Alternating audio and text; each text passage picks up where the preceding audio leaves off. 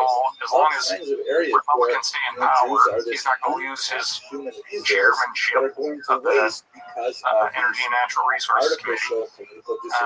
As long as he's there, none of their stuff is going to be read, because it's the chair that decides what they're going to review, what they're going to look at, and what they're going to pass. So here's this dude who is leveraging everything for his personal thing. And he had a shot and he took it. And fortunately, people started pouring in, as I've tried to outline, and there was enough there are of an on-ramp major caveats that that but there's at any rate, blowback now that we have literally a in sense of every state, all 50 states. People wrote in to first their representatives, then their senators, and it created enough of a, oh my God, this is going to set back the entire big beautiful bill. This is only one part of the dumpster fire that is the big beautiful bill, but it's going to take this whole thing off the tracks, and that's why it's killed. Now, Lee issued a statement, which is like a gut shot. If you're in my position, who's been like tracking this thing, since August, and it said, "Oh, I listened to the American people," right? Well, he rewrote the language. He and his team, his staff, rewrote the language 4 different times to get it past the Senate parliamentarian. It did pass. And you don't do that if you're listening to the American people. Right? The American people, by the end of this, were very united in saying, not 1 acre.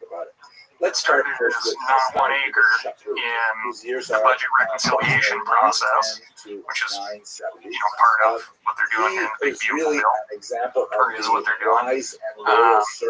And the phrasing there really matters, right? Like, there's a fascinating story that we actually have you see in a couple systems of in these place figures for land where sales, he is legal drawn framework, to both of those, because of his acronyms, literary government ability. acronyms, He flip was, like many nut, other Jewish figures of and the revenues from land there sales is, of go course, a back long into historical acquiring land association of Jews greater with value. medicine.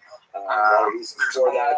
these acts since field that demands 1781. literacy. It's a All field of these that acts is it's a portable for the profession. disposal You can be a doctor of anywhere. federally managed land.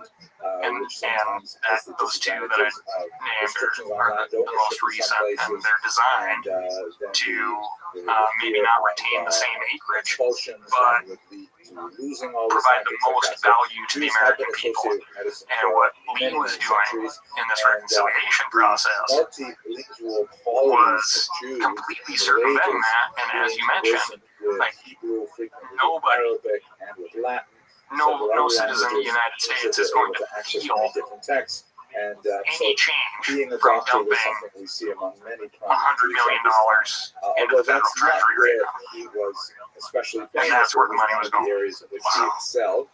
He was even invited to So, greet the prince of a going neighboring forward Christian in the future, country how do we make sure for that this weight never loss. happens It again? Do we have to just keep doing this every few years when it comes up?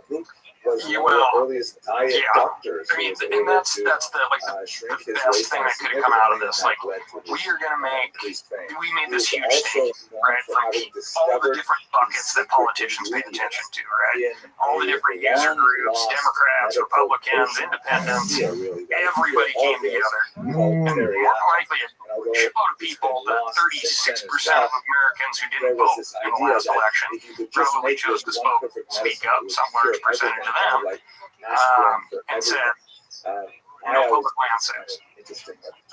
Hopefully that created enough of, what they call in Washington is like a third rail issue.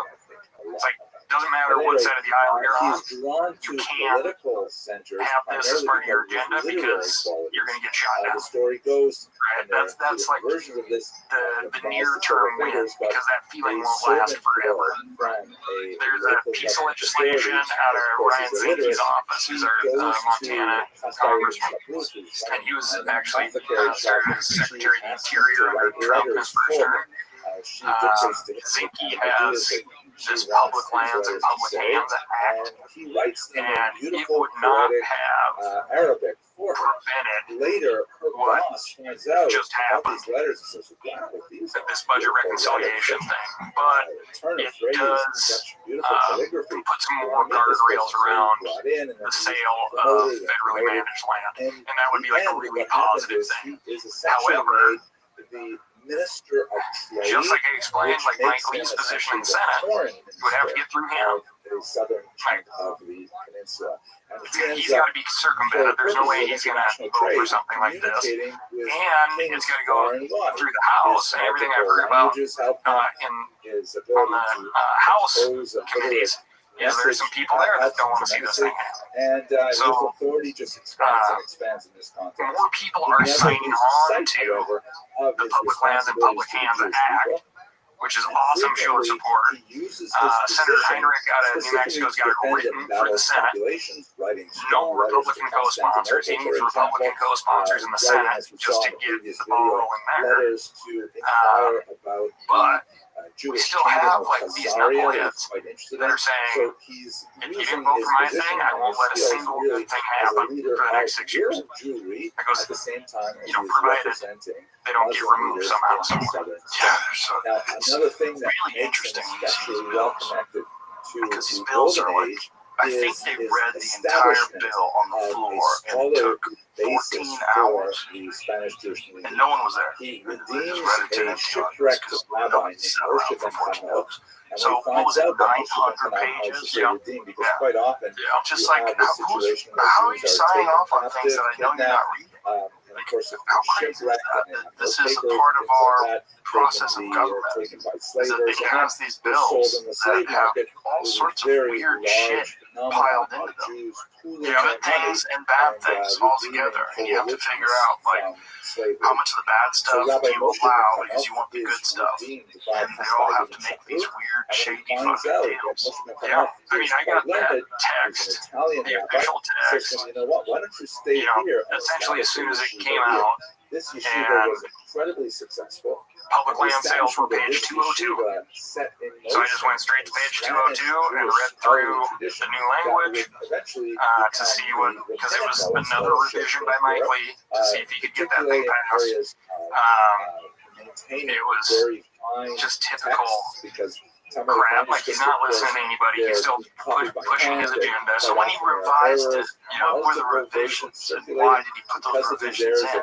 So he started at U.S. Forest Service land and BLM land, which would be how many acres all told? Well, it would have been a possible, like, 500 million acres area in 11 western states, and I want to say it would have been 2 to 3 million acres actually sold within 5 years. So you're identifying out of 500 million, then you're narrowing it down to 2 to 3 million acres of Forest Service and BLM land. And then, he says it's for housing, but a lot of it is nowhere near development. A lot of it's nowhere near development, and the language of the text, even on the very last revision, where you're supposed to be listening to American peoples, and he did throw in the word hunters there. Hunters, I'm listening to you. It says, like, bullet point 1, must be near existing infrastructure. And then bullet point number 7, I think it was like, or very far away and hard to manage. Right? It was just all the rest. Yeah, so, like, somewhere in between here. That's so crazy. That's such a crazy piece of language. Or far away and hard to manage. So all of it.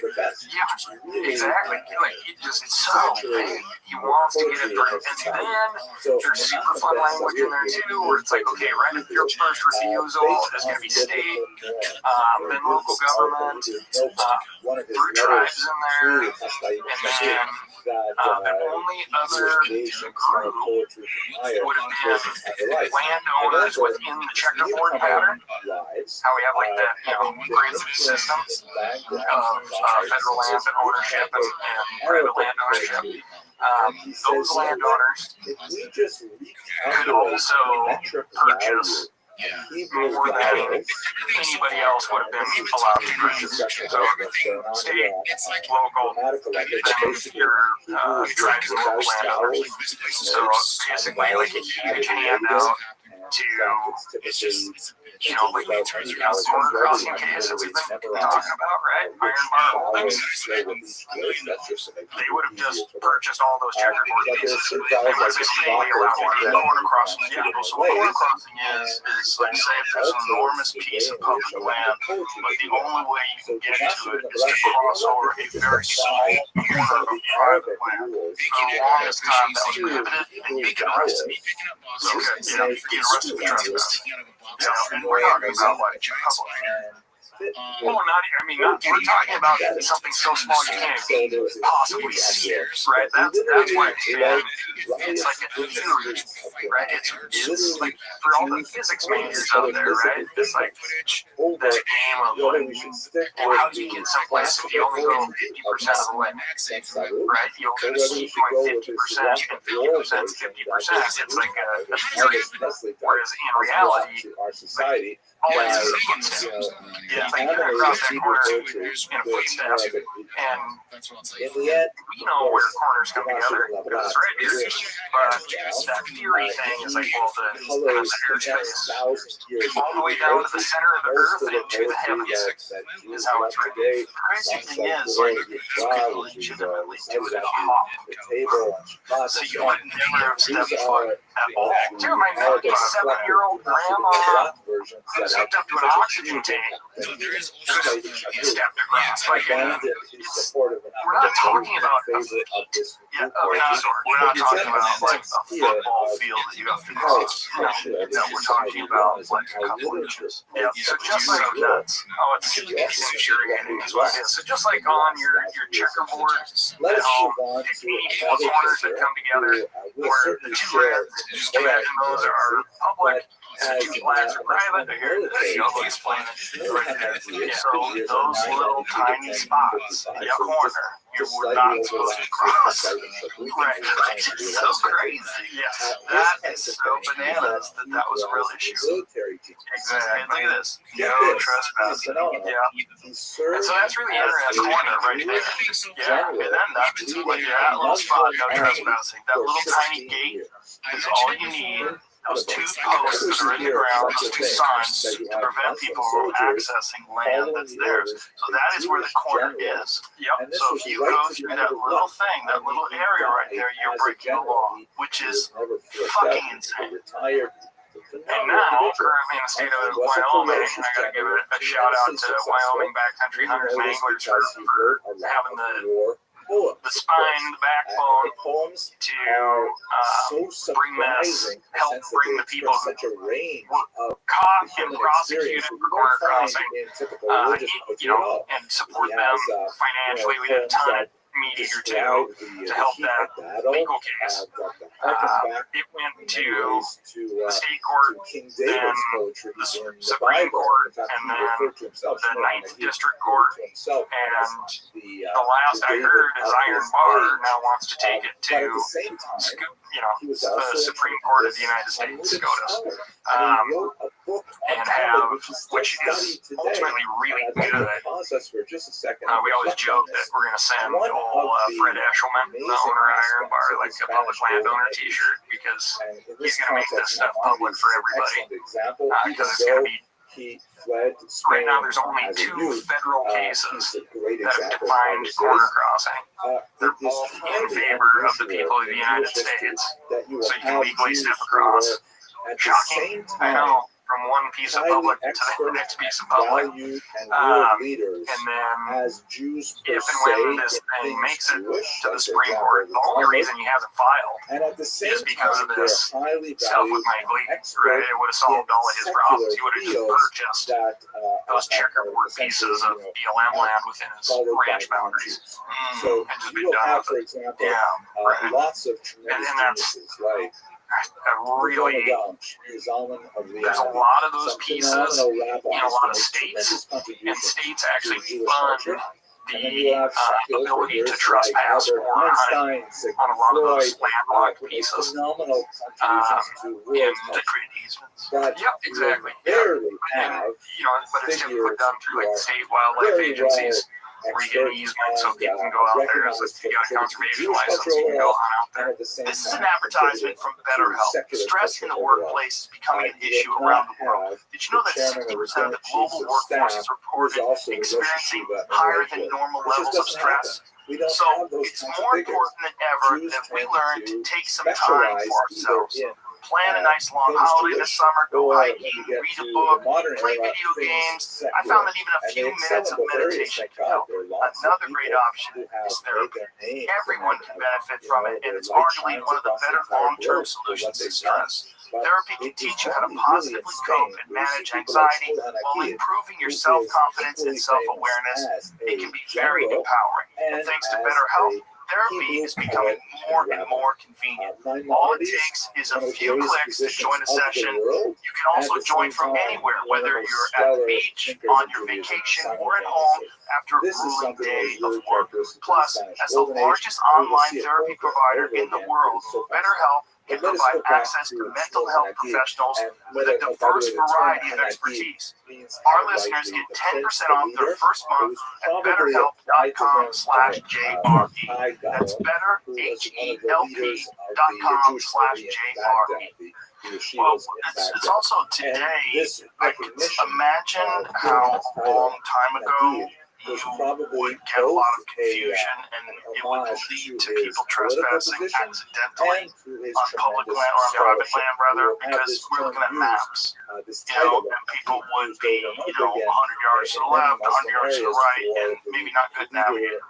But now, when you have things like Onyx, Spartan Forge, all these apps that hunters use now that use GPS, you're 100% accurate. Like 100% of enforcement agencies are using those same things.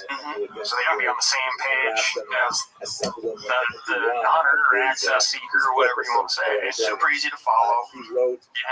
And there's no worries at all about encroaching on private land. Yeah, and also it's like, what's the harm, right? Like when you sue somebody, you have to establish what the impact is, what the harm is. And in these cases, they went to the Supreme Court. They're like, well, what are the damages? Right? Explain to me what the damages are. Right? And well, they really can't. Right? There's no damages. They just don't want hunters on their property. People that have a lot of land, for whatever reason, I guess that's how they acquire a lot of land in the first place. A lot of them are fucking greedy. Well, there's some greedy and weird westerns, right? Yeah. But that's a greedy thing. Like, you have 100 acres, and there's this like little sliver. You're like, can't have that. I know, man. And then there's absolutely wonderful humans on the spectrum. Oh yeah, this dude that I grew up with, we guided on parts of his place growing up. Right when I got my first ever GPS, and the Onyx was a card that you inserted into your GPS. He used to come pick me up so I could open the gates for him, and then he'd just BS, and it was amazing. We drive all over eastern Montana, all on his property, and his name was Leo, Leo Solf, and we came up to this fence line, and I was like, Leo, did you know this brand new fence is 100 feet on your side of the property line? And this was a whole section, right? So it ran for a mile. And he goes, Ryan, can't own the whole world. Translation. Didn't say another thing about it. Like, a person who exerts not worth me worrying about. Yeah, well, how many acres does he have? Like 30,000, probably. That's a rational gentleman. Yeah, exactly. Right? Exactly. Somebody fucked up. Okay, whatever. There's people on the other side too. And that's like that old rancher mentality. Like, you know what? There's gonna be a fire. And we're all going to get together and help each other out. And maybe I'll talk to him then about it. Or, whatever, calving season, harvest season, all the things that bring those communities together. And these very independent people, they got to work together at different times of the year. And that's like kind of a beautiful thing. You can only be so much of a dick. Right. But then there's that other side now where it's like, I'm going to patrol my property from Florida via drone. And I'm going to hot dial the sheriff's department. Anytime I see anything that looks like stepping over that property line, right? Whether it's to fix a fence that I'm not there to fix or get your cattle off of my property, I'm calling the sheriff. And that exists too, right? And it's that community breakdown, which is horrifying to me. But also, man, like, people don't understand the jobs that these lands do, right? And like you're saying, like the urban folks, where that steak comes from, where their groceries come from, it's not the grocery store. Like there should be an instructional video before you can enter the supermarket. This might be, you know, because it takes space, it takes this land, and people think in terms of like, oh, a million's a big number. Nevertheless, it is fascinating. Let's say we do have 640 million acres of public land, right? Well, there's like 1.2 billion acres of land in the U.S. set aside specifically for agriculture. I think some like private timberland falls in that too. Right, so that's private land. 1.2 billion, where the bulk of our food's coming off, ideally. On the public land side of the fence, we have grazing leases, so you can run cattle and sheep on public ground. You pay a minimal, I would say a very minimal fee for that, right? It's based out off of an animal on that ground for a month, animal unit month, AUM, and on our public ground, that's like $1. I want to say it's $1.35 per animal unit month. And just in the state of Montana, it just got dropped again, but it hit as high as $24 animal unit month.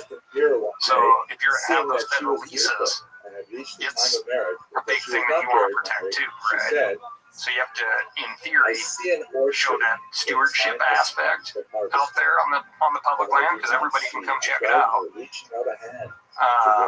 to retain your ability to keep running cattle out there, or sheep, or whatever it is. What is going on with that American prairie? Savannah? Yeah, the prairie thing. Yeah, so that's in the home state of Montana. I wish I explained that to people. Yeah, so basically the fear is it's going to be a privatized national park that people aren't going to be able to go out on. Well, I don't think that's true. It might be. Explain what it is. Explain what it is. A bunch of private philanthropic dollars, a lot of which is coming from overseas. I think the Dutch somehow, some way, dumped a bunch of cash in there. And it is to connect a bunch of private land and Bureau of Land Management land out there, BLM, into one contiguous chunk.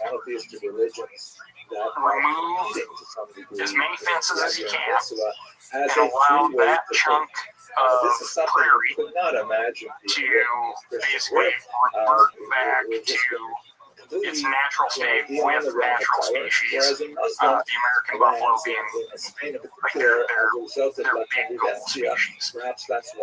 They're raising, they've done an incredible job raising cash to get this done. They're purchasing these places. They would say fair market value. There's a big argument there because they have so much money. They're going to win the bidding process. So is it really fair? Is what the local ranchers would say. But right now, and knock on wood, for as long as they exist, they're going to keep providing public access. And they have a really good public access program. So they work with the state of Montana for a private land public access program where You can sign up either at just like a kiosk type deal, sign box, and walk out on their place. But then they have like yurts that you can rent. So the kiosk is just set up as you get there, and you just put in your name, what time you go in there. Do you have to have any kind of ID that you put in there?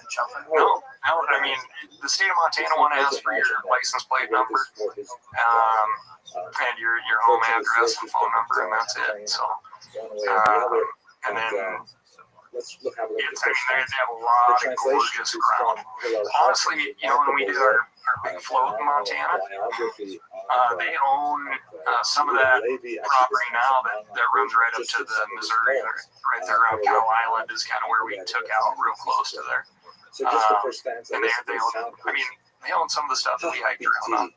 Oh, wow. Yeah, but their vision is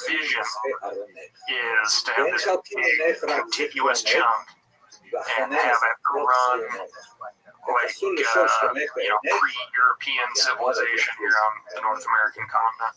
Wow. Yeah. My child. Yeah. Had you forgotten it's gorgeous stuff. And they provide for some buffalo hunts out there, so you can draw a tag and go out and shoot a yearling or an old bull. And they give you it's not like a handhold thing. When they say an old bull, how do you determine? Just by sheer size. Yeah, so you have to be. Yeah, and they'll give you some classes and some pointers, but they don't hold your hand and say, "Hey, come shoot this one." Where it's like, "Here's this information. Return it when you're done." Rules the ranch and all that stuff. Go through this gate. Enjoy it. Leave it how you found it, type of thing. So, and I've never done it myself, but people have had really fantastic experiences out there doing that. And obviously, that's an absolute shitload of meat, right? Oh, yeah. And if they do that widespread, like, what is the ultimate goal? Like, how much land are we talking about? Like, are they bringing animals in, or are they allowing the existing animals to breed? Like, how are they doing it? So, yes, to allowing the existing animals to breed, and yes, to bring the animals in. So they're coming out of I think the Yellowstone population more than anything. And then they work with the local tribes up there to kind of bring those animals in, and some go to the tribe and then some go stay on the prairie, I think is how it goes. And then the reason that they're allowing for these old bulls to be shot is because they're no longer breeding. Right. Yeah. It's interesting. You ever read Dan Flores' piece on American Buffalo? Yeah. Buffalo diplomacy. What was it? Buffalo ecology. Buffalo diplomacy. Oh, I read the American Serengeti. Yeah, that's great. What his theory is, I think it's that the time where they saw millions of buffalo was because the Native Americans had been wiped out by disease. This is the idea. Is there was never a time where there were that many bison. Yeah, and the reason why there were that many bison was because the Native Americans weren't hunting them anymore, because they were 90% of them were wiped out by disease. That's why when they, made their way across, like it was like the early 1800s. Oh, like Lewis and Clark. Yeah, when you saw millions and millions of bison, the reason for that was that human predator population was in a trough. Yeah, exactly. And it allowed the bison to be in a spike. Yeah.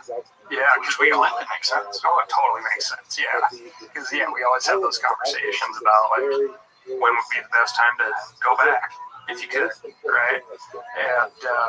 And also how could it be that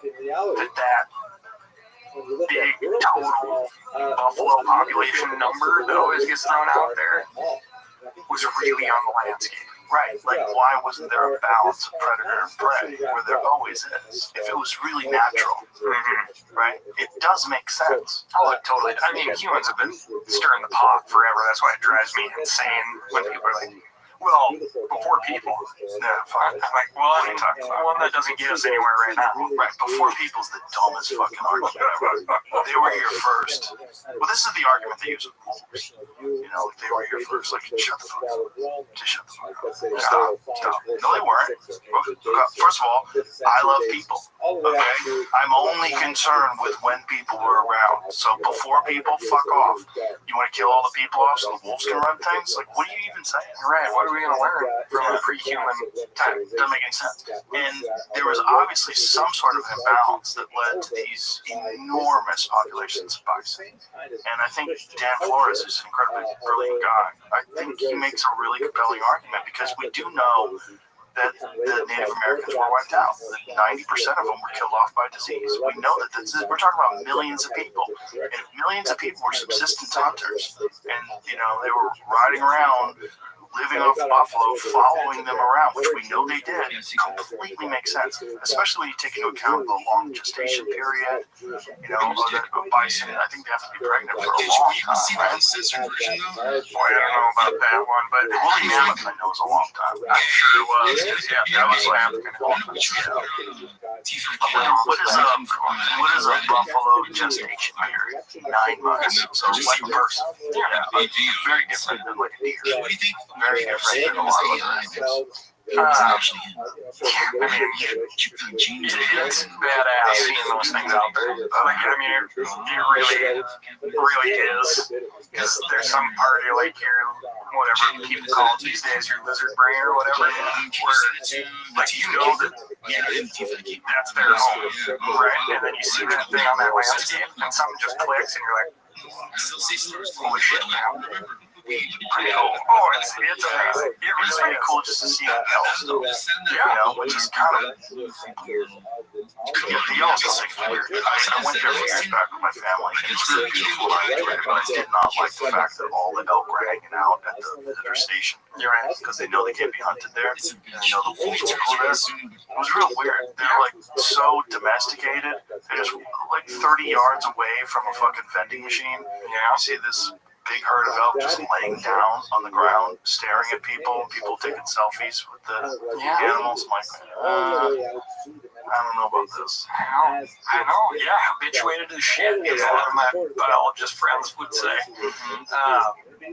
It's the national park system, right, is like, it's an absolute wonderful thing. I know there's lots of dedicated civil servants within the national park system that bust their asses educating folks, but they just can't keep up. Have you ever seen the Instagram page Tour-ons of Yellowstone? Yeah, doing God's work right there. Yeah, Darwin in action. If you go to it, so like people just getting launched through the air by bison. Yeah, and God, how do they not know by now? I mean, how do you not know that you can't control? Because of the exact thing you're describing.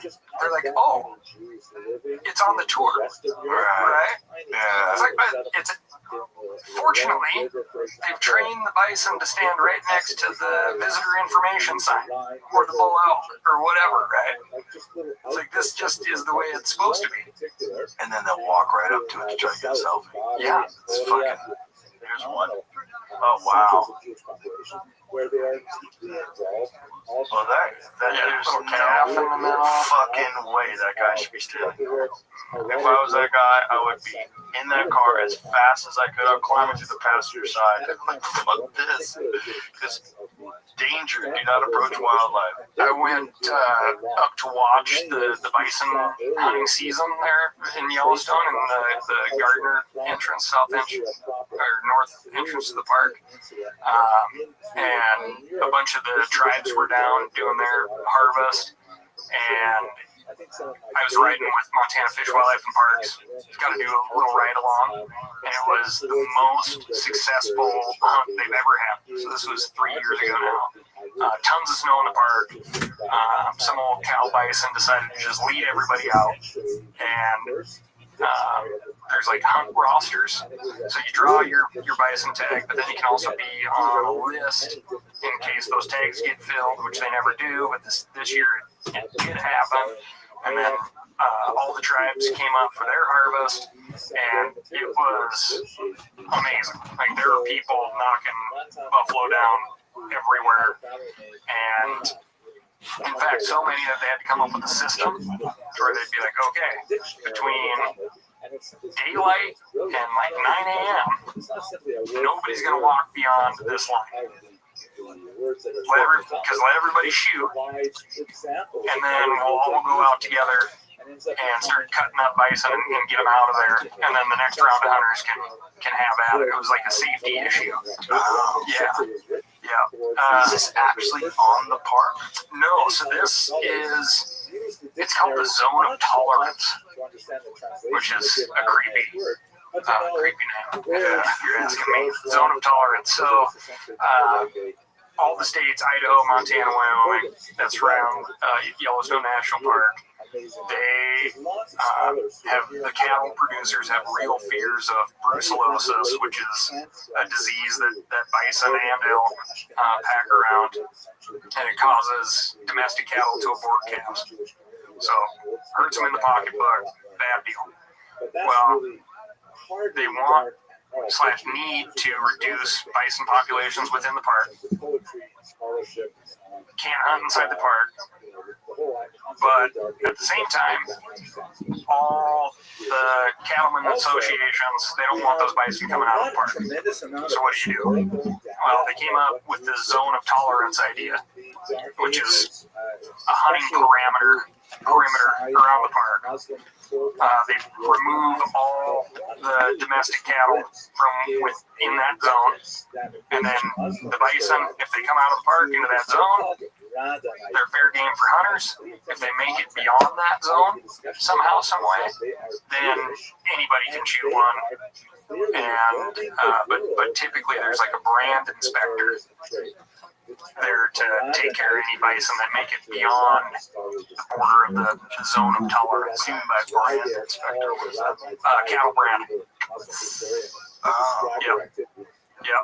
So how does that work? Well, so he's an agent of the state, and he is there to, in this particular case, like, protect the interest of the cattlemen's associations, cattle ranchers, right? And so, yeah, somehow, some way, he's authorized to whack those bison if they make it beyond. But really, what do they do? It gets donated to any one of those tribal members that's there. Probably has right of first refusal at least. If not, it would go straight to the food pantry. Yeah, I mean, no waste. And in years past, there's been groups that go up there just to go pull anything that's left in the field, the bones, stuff like that for making stock. There's groups that go up there and literally like take the carcasses off the ground because it is like highly sought after food stuff, right? It's a lot of bone broth you can make with a 2,000-pound critter. Yeah. Wow. Yeah. That was an amazing experience. And like, each tribe brings their own tribal game warden with them. They're kind of like in charge of their people. They're coordinating to maximize the harvest. And so they're helping, very willing to help people, like coordinate to get their animal and get out of the field so they can get the next person in there. And that's part of the system outside of trapping. So they trap inside the park. And then they'll take those animals, move them to a separate facility where they go through, I can't remember how long of a period of monitoring for brucellosis. And then once that herd the trapped herd is considered brucellosis free, then they can be given to the tribes or sold. Interesting. So that's how, when people have bison on private land, that's how they get them in. I mean, there's a couple other populations, but yeah, that's one of them. And what's the population of bison in the United States now? I don't know. I mean, I think they're gunning for 6,000 just inside the park.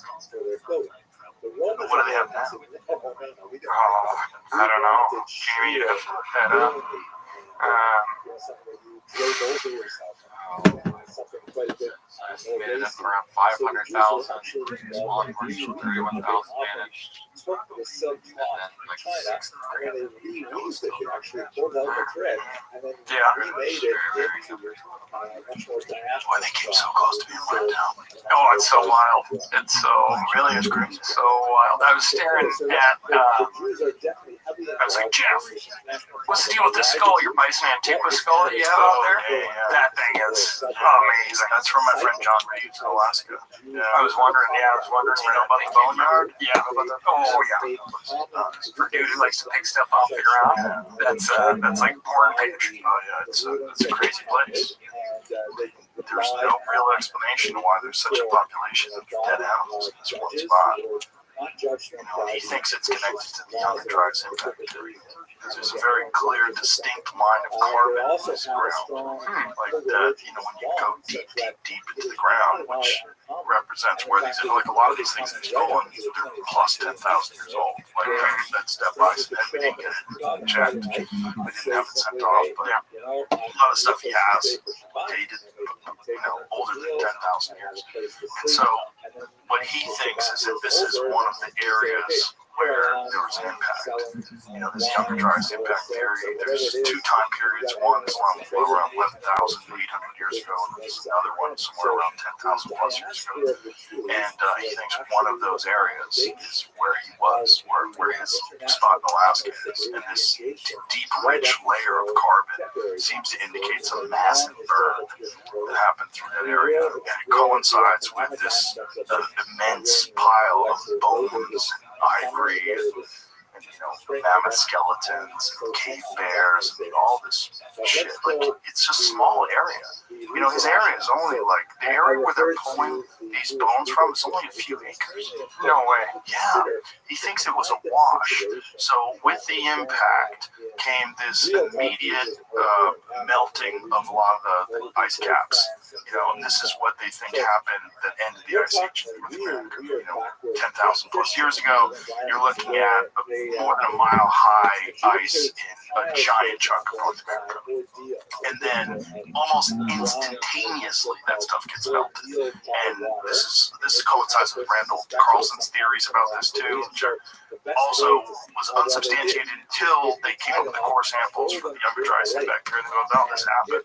Like there was a fucking massive impact.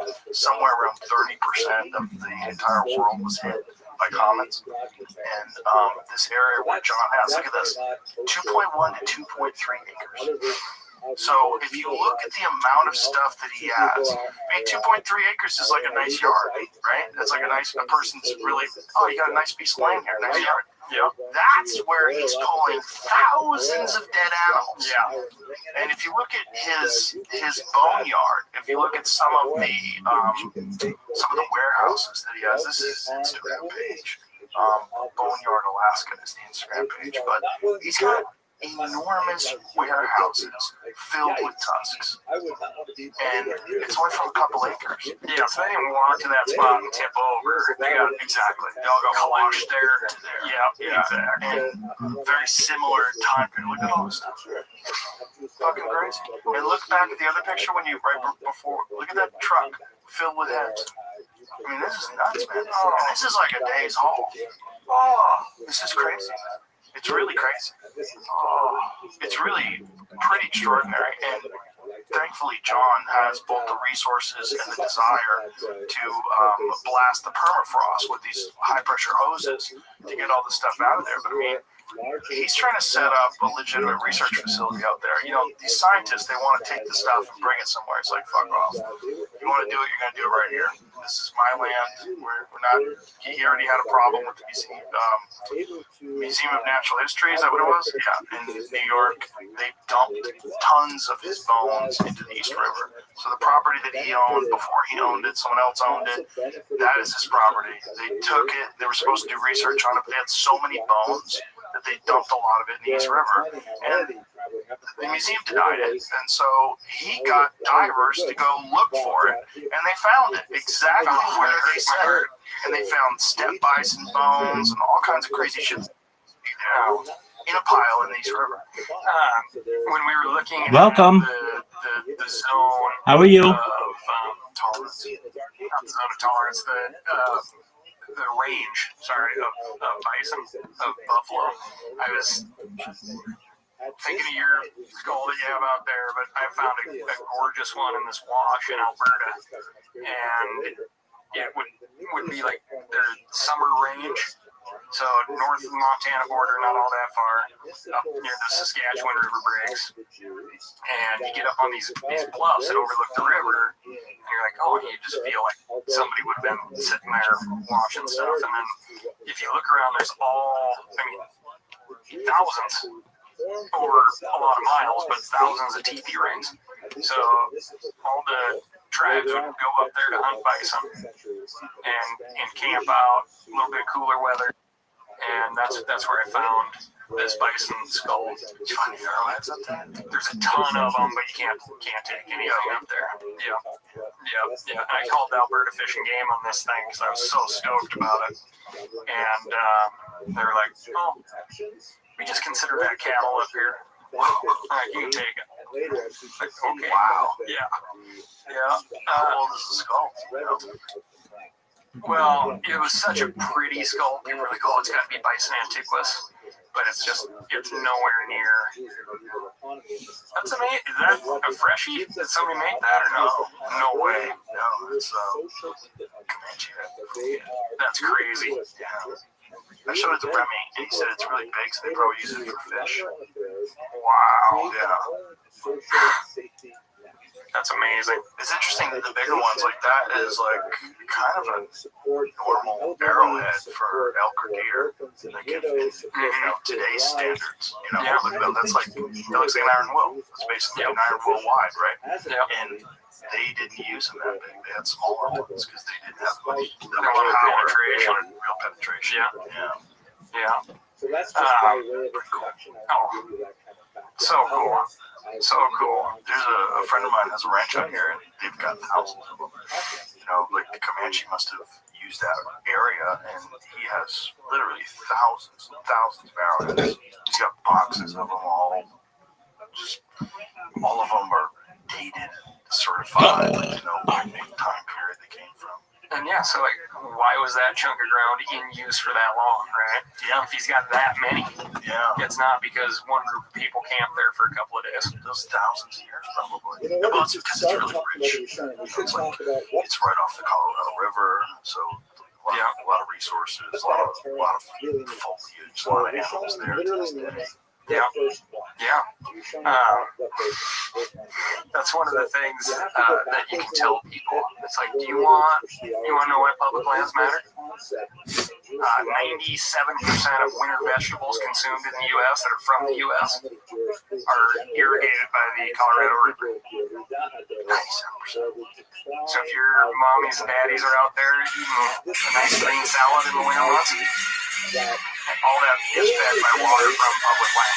Like, we want that shit to be privatized. Like, what happens then?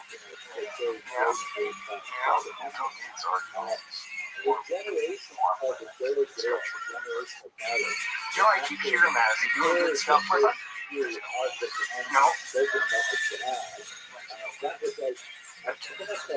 What's his angle? Well, I know he was in the fucking business for a while, but that shit went tits up. Dude, I am so anti the lab grown and well, that stuff's not even a real burger. It's filled with seed oils and all this goo to make sure that it connects together. And then people would pretend that it's delicious. Oh, delicious. You can't tell the difference. You can't tell the difference.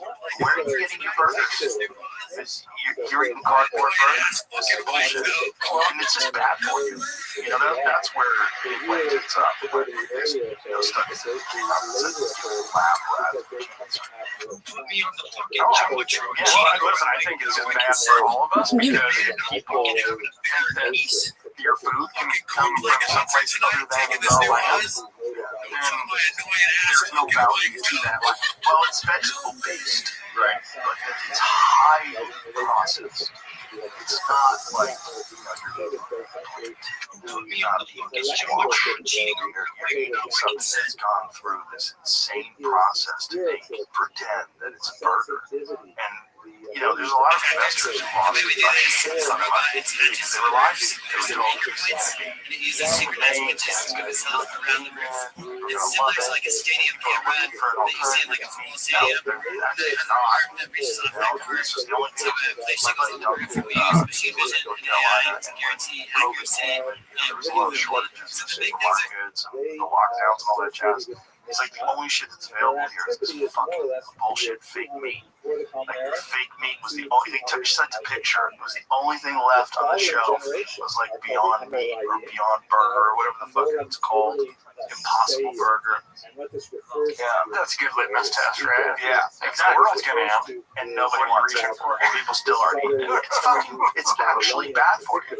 Seed oils are bad for you, and those things are filled with seed oils, and they're also filled with a bunch of process. Because you can't just, it's not, you know, look, if you want to be vegetarian, just eat vegetables. Okay? Don't pretend you're eating some fucking fake burger. Oh yeah, you know, one of my big pet peeves in life from Buddy Len was like going down the vegan train, stop in all these towns that have like the best vegan restaurants.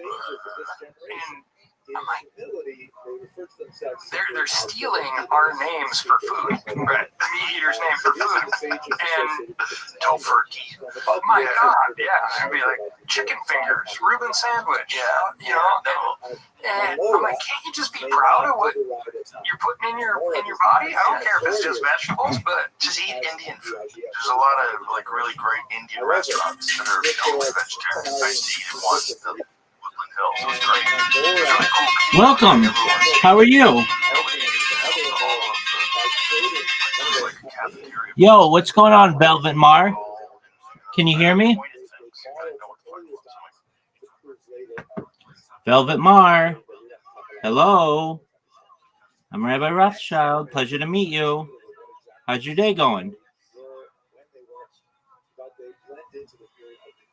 Can you hear me? Hello. I hope you're having a good day. Feel free to talk if you wish. We're just watching Jewish history lectures. Enjoying the morning.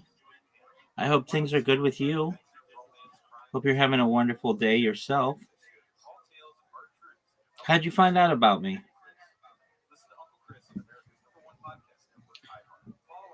Well, maybe someday you'll tell me. Anyway, feel free to enjoy.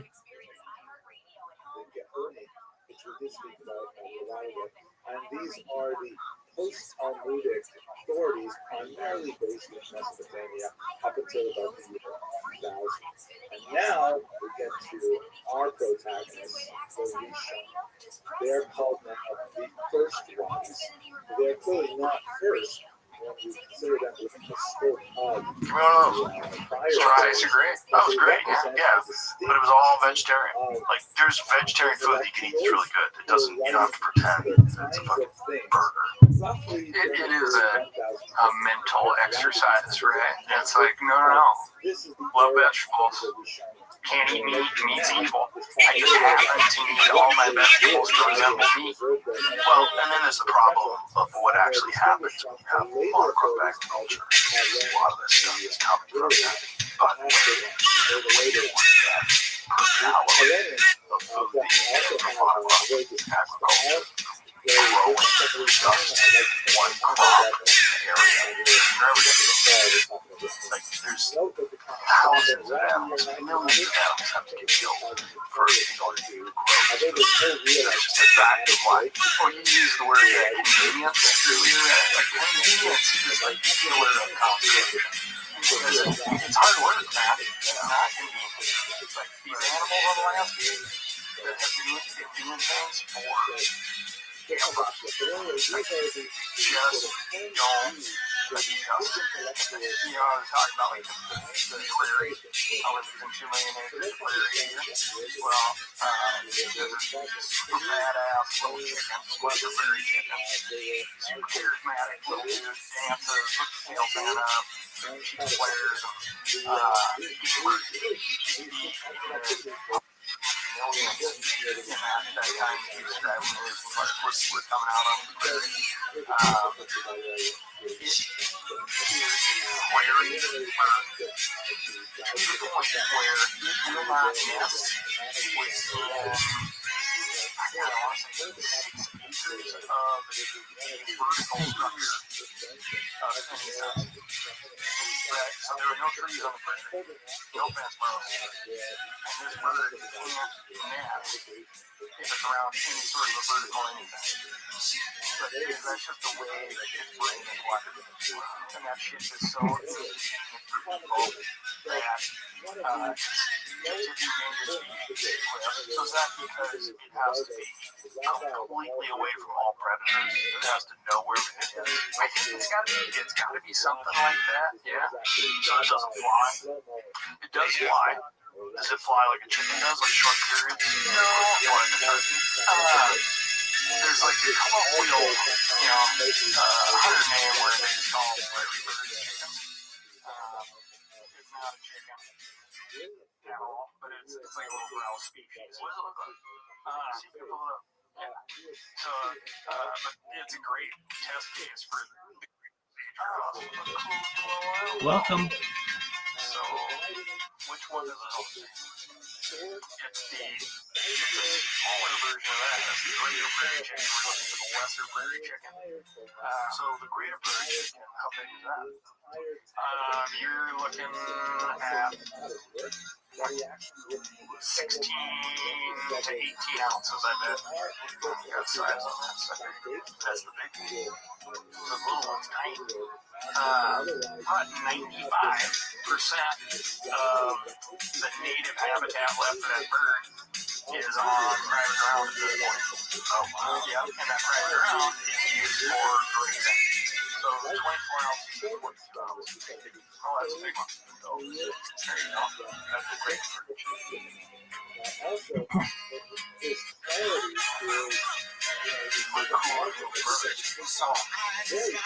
When I was in,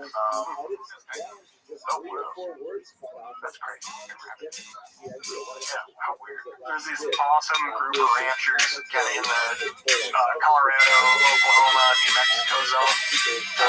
And they take one of the lesser prairie chicken landowner lands. And what they've been trying to do is, because there's this huge conservation bill, biggest conservation act in the world, called the Farm Bill. And it has a lot of incentive subsidies for farmers. I've never seen a bird with ears like that. Like other than like an owl kind of has something that's so pronounced. How cool is that thing? Is that his actual ears? Or is that just like a weird structure? Those are just out of the where's the behind that? They're right behind his eyeballs. So you think that feather structure enhances hearing? No, that feather structure is there to enhance the sex life. Oh, let's wait. No. What's up? Yeah. What's up with my ears, baby? Got it going on over here. Oh, there's enhanced. Yeah. So it's almost kind of a problem. Yeah, around this thing. Yep. Yep. Oh, those are all around the trail cat fuck up. Oh, for sure.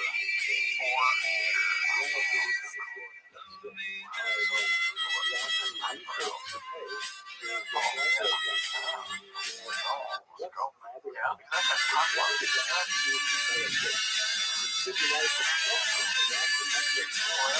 Yeah. And this thing is tied to wide-ass open grass, wide-ass open creek, right? And so what this group, the Western Prairie Chicken Landowner Alliance, is doing is, they're trying to get folks in the Department of Ag to set up some funding specifically for grassland ecosystems that are used for grazing So it's going to be good for around ranchers and for grouse in this case too, right? Funding goes things, but there's lots of programs to take like monocrop agriculture and turn it into CRP, mixed grass. Like a west background, that was one of the programs that came out of the Dust Bowl era. So instead of turning the ground over and all that dirt dries out and blown away with that topsoil, plant it with grass and let it rest for like a 3-year period, 5 year period. Part of our like incentive strategies. That's how we're monocrop agriculture is a problem. Industrial agriculture in general. I had Will Harris on a couple of times from White Oak Pastures. So his family farm was an industrial farm forever. And when he took it over, it was like a 20-year period. I in that process. It's really neat. If you look outside in our lawn area, jar soil, because we're being dust by Will, one of the properties on the farm. It's all industrial fertilizer.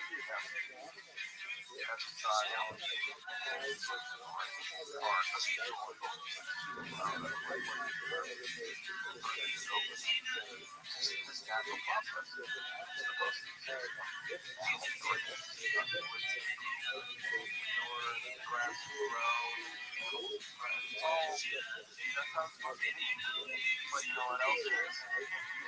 It's hard. Unfortunately for him,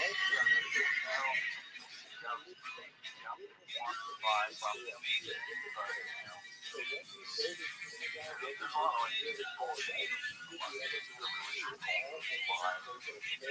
After they stop selling them,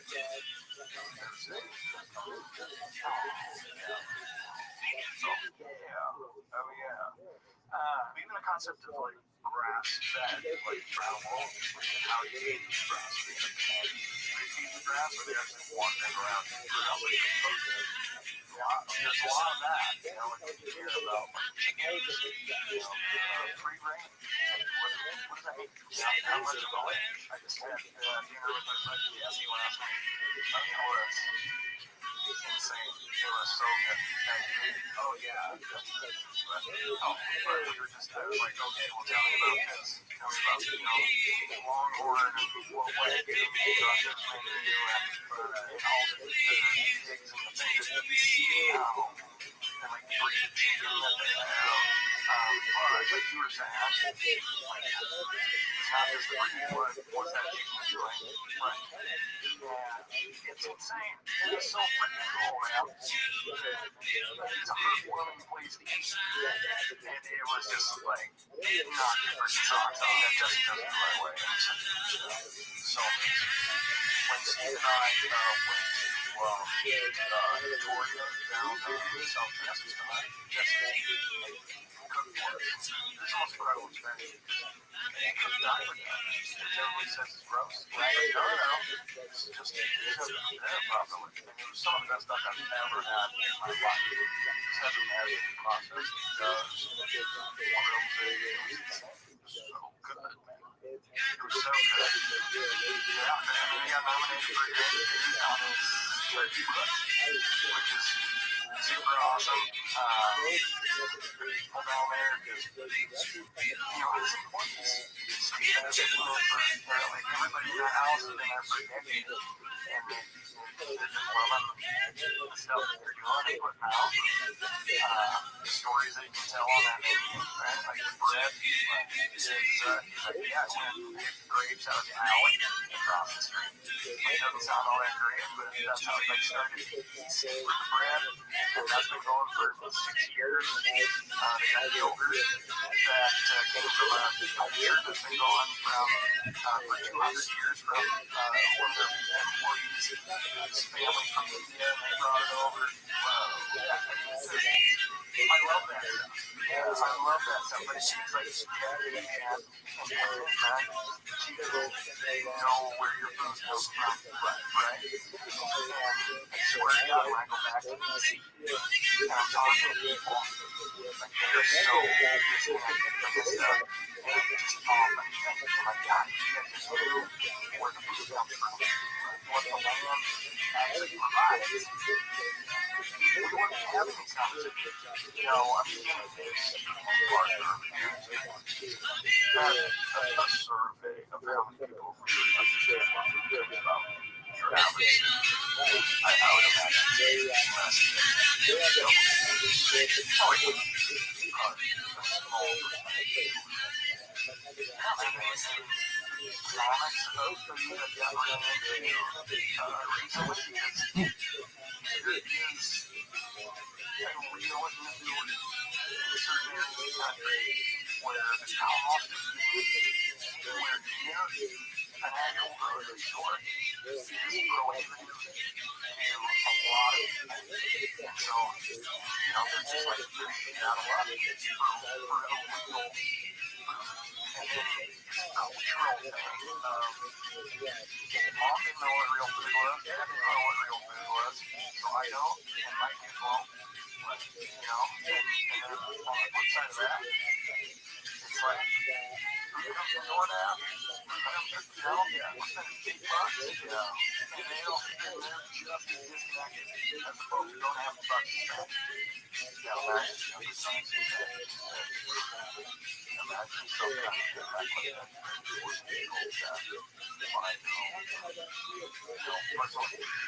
small amount of supply. Let's imagine an apocalypse scenario with 20% abundance. Probably happened numerous times. If that happened today, how many people are equipped to find food? How many people are equipped to live off the land? It's such a small amount. I also think about the anthropologists digging through that bone marrow. And they're like, why is it when we cross sections? There's so much more unhealthy. Cross sections of the bones, 4,000 years.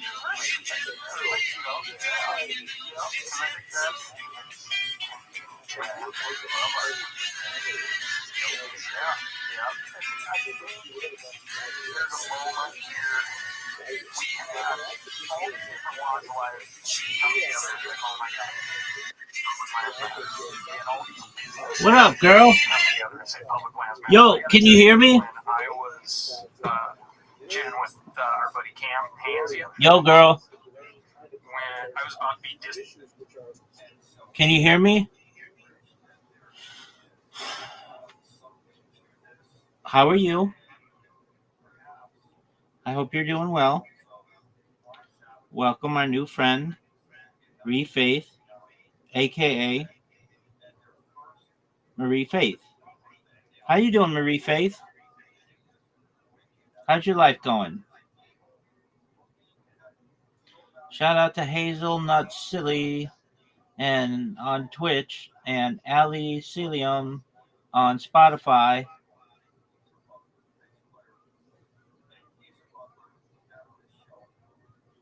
And shout out to Feathers McGraw. Feathers McGraw, can you hear me? Yo, pimp. Ezekiel. How you living, dog? Hope you're having a wonderful day. Disconnected for a week, right? I've been like eating and breathing this fight, this stupid lawsuit that came out last year, and it's in the House. Oh my God! Get pulled out of the House. Thank God. Senate. Oh my God! Mike Leach introduces the damn thing in the Senate, sneaks his language in, blindsides everybody, and I gotta get on the plane to go yard it. And there's this little like bellwether moment where I look at, I make like a last Instagram post, last thing I can do. And I see this camera name. He's like, guys, you gotta get off your asses and call your senators. They're selling our public land. And the same day, Josh Cohen from Montana Night Company did it. And bring those two guys up as examples because they were also like on the mega train, right? They were like pro-Trump and through the election, they're representing the right side of the political spectrum. And when that moment happened, I did draw like a little breath of relief right there. I was like, okay, people that aren't afraid to criticize us. Yeah. And they're not afraid to say, yeah, we voted for this guy, but this part of the pie sucks. It's super important to us that this gets pulled out here, and we're going to go to the mat for it. And I'm like, that is the thing, right? If people who aren't so self-conscious that they're, oh God, I said this thing a month ago, I can't come out and say what I really think right now. That would kind of contradict what I said a month ago, right? You know? And that gave me, like, really, really made me feel good. I'm like, it's starting to go our way now because all the other people who were say the same thing were like, oh, thank God some other people with a big microphone came out and said it. So now I feel emboldened to stand up publicly for what I believe in. That's such a terrible thing to be so trapped in the ideology of the party. You can't stand up for what's right. That's gross. Yeah, man, and it's so un-American. And it's being promoted, though, too. Like, one of the things I feel when I go back to DC is there's a lot of people spending time on making sure not that America is there, but that system persists.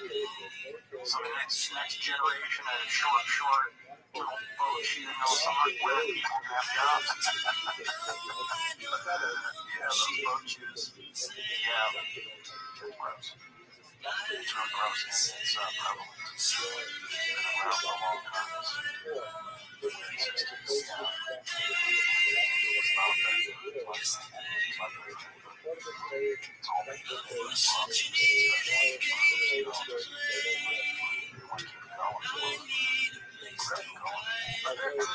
there's palpable frustration out there.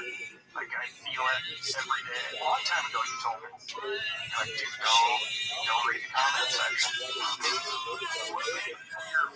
You're 1,000% right. I can't say how right you are, but during this time of, like, why aren't people clicking into this? I was getting real depressed, like, shaking chest, tears at times over feeling so underrepresented. And when we started getting momentum, I was like, okay, what the hell else can I do? I'm calling my senators, I'm calling my representatives, I'm establishing contacts with their staff, I'm talking to them about how important this is, and asking them what else they can do. Trying to build these bridges for this goal of protecting my public lands that I love. Right? Working with all these nonprofit groups are coming together, even groups that traditionally don't focus on public land access. You know, like your Mount Health Foundation, you have done a bunch of stuff for access, but you know, they have an elk on their logo. They're the elk people. And then pheasants and quail forever. They're the pheasants and quail people. National Wild Turkey Federation. They're the turkey people. You start being like, oh, this is real estate. And then we start getting all these people in the same room together, sharing information instead of being competitive. And then businesses start coming out and saying, well, what can we do? Little breweries down in Arizona, this guy, Lighthouse Brewing, called me and he's like, hey, what can I do? I have a brewery, what can I do? And we came out with a beer that has a QR code on the label, and it's just called REP. because at that time the fight was in the House, so call your representative. Then you hit the QR code. You put in your zip code, and it connects you with your representative. Right? It's like crush beers and crush the phone lines, whatever tag you want. Up to I'm on a steering committee that has REI, Patagonia, Rivian, all like big companies, right? That are like we want to put some muscle behind this. We want public lands to sit in public. And we launched a Hunt Brands for Public Lands Coalition, and had a huge name. 6 Hour is on there, right? They have military contracts, and they have the guts to stand up and be like, we don't want to see public lands get sold off. That's awesome. Yeah, whether it be another firearms manufacturer, First Light Meteor, obviously, but we started like building all these bridges and unifying groups and people and businesses around this common cause. And it's that public persistence that we, the people, part that folks kind of tend to forget, that is literally saving public lands, like being out there public and loud, and it's working, but we need to take it to the next step, right, and maintain the momentum and stay unified. And the thing that was really interesting, right, is like we're up to the absolute second that language is pulled. Before it's officially pulled, Mike Lee's team has his statement out on, I listened. I still want to sell public land, but I listened to everybody, so I'm not going to do it right now, is really what it says. And he's completely fabricating the story. He was told, like, this is going to get pulled, so you can do it now and save some face, or we can pull it and you're going to look like a loser, right? And unfortunately, you got the option to, like, fight again another day, which is brutal. But I get that information, and I get to announce it to this awesome group of people at this off-road rally trash pickup dealing them out at called the Gambler 500, which is super cool. And then I put that online. I'm like, hey, thank you to the Democrats, and thank you to the Republicans, and thank you for all the voices that came out, and businesses and all this stuff. And then I was just like, set my clock as to when people were going to just start tearing each other apart. And it fucking happened, right? And it's like, you guys voted for this. You were getting exactly what you deserved. Right. I did see a lot of that. You know what I mean? Yeah, I did see a lot of that. Like, no, we didn't, stupid. No, we voted because we felt like the country was moving in a terrible direction. It doesn't mean that they can't also move in a terrible direction once you get them in. The important thing is people stood up, people like you, luckily, that are very invested in this and use the considerable resources they have access to, and got a lot of other people involved, like Cam, Josh Smith, and everybody else, and I jumped in too. We're just lucky that a lot of people care and recognize that this is a slippery slope, and that if they got through with this and they did this, this is just one step. And if you let them sell 1 acre, that's why just not 1 acre was the best motto. It really was. Not 1 acre was the best motto. You can't. It's not yours. It's ours. It's everyone's. And if you sell it, you should make zero profit. It should go, literally, if you did sell it, it should have to go to every fucking person that lives on the planet, or in this country, rather. I mean, man, we don't want it. We don't want that money. Keep it the way it is. You know, the value of this stuff only goes up. Not only that, again, we're $36 fucking trillion in debt. You're not even going to put it, if you sold all the public land, all of it that we have, it wouldn't put a dent in it. No, it would. You could strip all the timber, sell the land, everything, minerals, everything. Not going to put a dent in it. No, it's not. So we got to find a better way. And you know what? It's not going to be convenient. It's going to be hard. And that's like the thing that I keep coming back to. I'm like, all they're doing is being like, oh, see, we did something. They're not doing the hard work, right? And this particular thing would divest the American people of, in my mind, and we started doing it as a slogan for backcountry hunters and anglers, is like public land freedom. Like, you are divesting the American people of the ability to be free. Like, these places represent like a lot of goofballs, man. Unstructured fun. And I feel like there's a lot of people in the lawmaking side of things that get very nervous about American people out there having unstructured fun. It's like, they're like, what's going on out there on that BLM land? There's somebody riding a motorcycle, and there's somebody shooting a gun, and there's somebody fly fishing, and there's somebody bird watching, there's a family camping. Can't have that. Do you really think that's it? Do you really think it's like they don't want unstructured fun? I'm coming around to that thought a lot, man. A lot. Like, right? They're like, why? There's no kiosk, right? Nobody's out there charging for your use of America's public lands. You're not signing a liability waiver. Oh my God. And once you're out there, you just kind of make up whatever it is you want to do that day. That's freedom, buddy. Right? And I think people are fucking nervous about that. That's a weird perspective. It is. Yeah, I don't know if I agree with that. I just think they look at it as an opportunity to cash in. I think they look at it as an opportunity. Like, we have all this land, it's public, let's sell some of it. I think it's just like incredibly short-sighted. I think they think in terms of, literally in terms of returns with their electorate.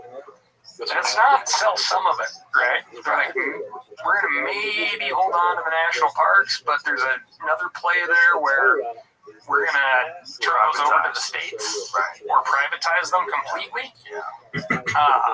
Get full control of, like I said, like Colorado River, right? Like, we're going to control the pipes for the watersheds. Yeah, I've heard that language before. The water's on the right. Yeah. And what he does is he says, listen, Judaism is gross, right? You let them be. If you let them be, they'll be gross. Yeah, absolutely. And some of these people want it purely for the fact that they can't have it.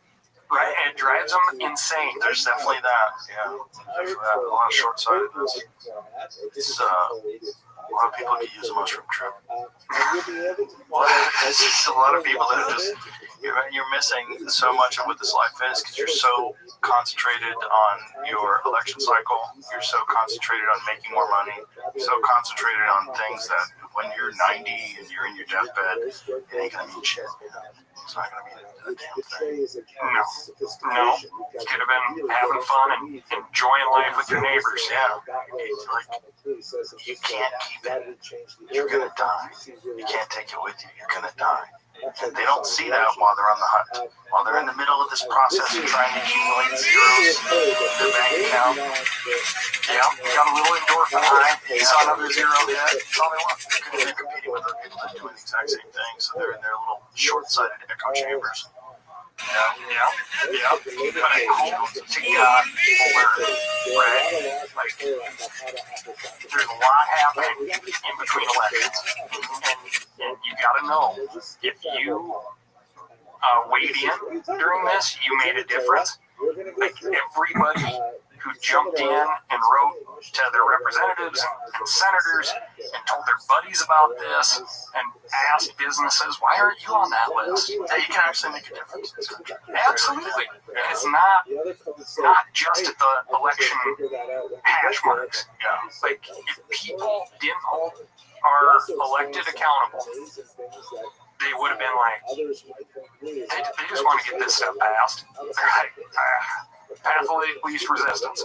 There's some really good ass kickers out there on the Democrat and Republican side of things, for sure. But we need to lift those people up in order to get the rest of the coasters involved. Yeah, and we need to also let people know that this is an issue going forward. Now that we know, this is an issue that can affect whether or not you elect. You need to know that. Like, we're going to be on Wire mesh glass. exactly. Like, we're going to be consistent. We're going to be on your ass. Now that this has happened, and we've had some success. Hot melted It natural works. stone. Now people know it works. And so now, The hottest new materials in all the people that were 2025. really enthusiastic Glowing about birch tree. did their job. They're getting more support now. Translucent cement. And then we'll be much more aware of whether Wire mesh glass. Absolutely. Absolutely. I would say the early folks, right? Like Randy, I feel like we were kicking ass at Meat Eater, Katie Hill at Outdoor Life, Andrew McKean, Outdoor Life,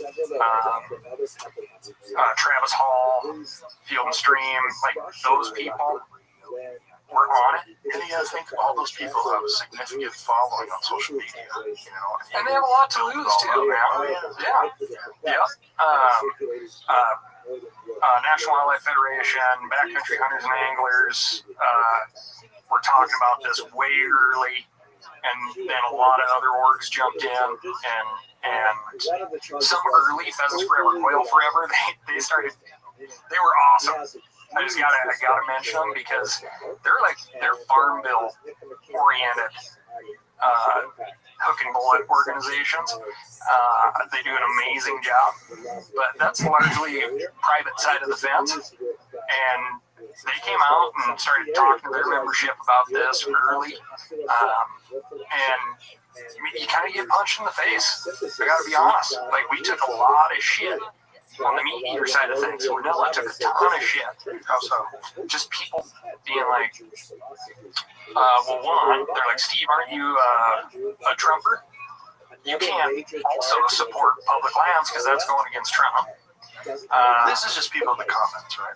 Oh, yeah. Who are those people?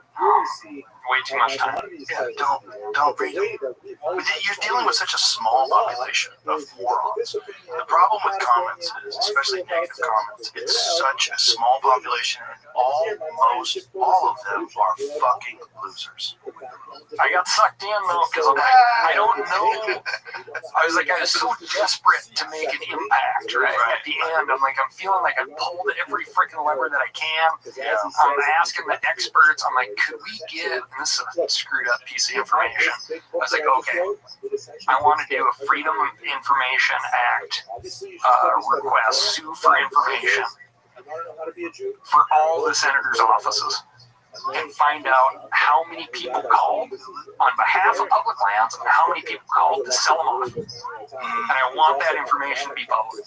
Well, those offices, they don't have to give over that information, I found out. So, where the hell's the accountability on that? Right. Yeah, but anyway, I'm going nuts trying to figure out what other levers I could pull.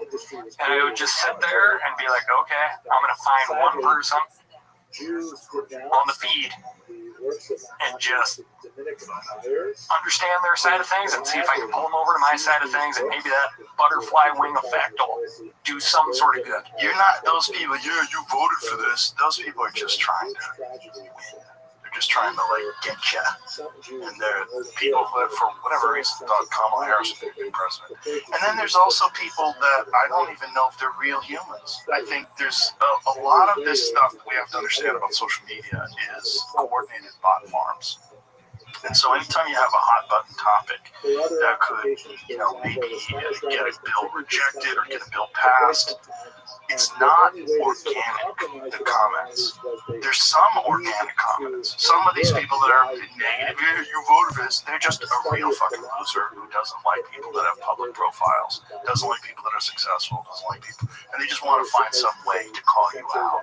There's a lot of that. But then there's a lot of coordinated artificial interaction, and we've highlighted that, and we've been on that for quite a while, because we found out through this one former FBI guy that 80%, his estimation was 80% of Twitter is bots. Yeah, 80%. You know, people are having their whole life is talking to bots. If that's the case, Oh, it is the case. I know it's the case. I don't know if it's 80%, but I do know that it's an enormous number because I don't interact, and I'm now I've since separated myself so far that I'm kind of not even on social media anymore. Nice. I might check it in the morning. I check Twitter in the morning to see whatever it's mad at, you know, and then I usually feel bad after I check it. I'm like, why are you looking at this? Oh, yeah. Jesus Christ, and I just get off.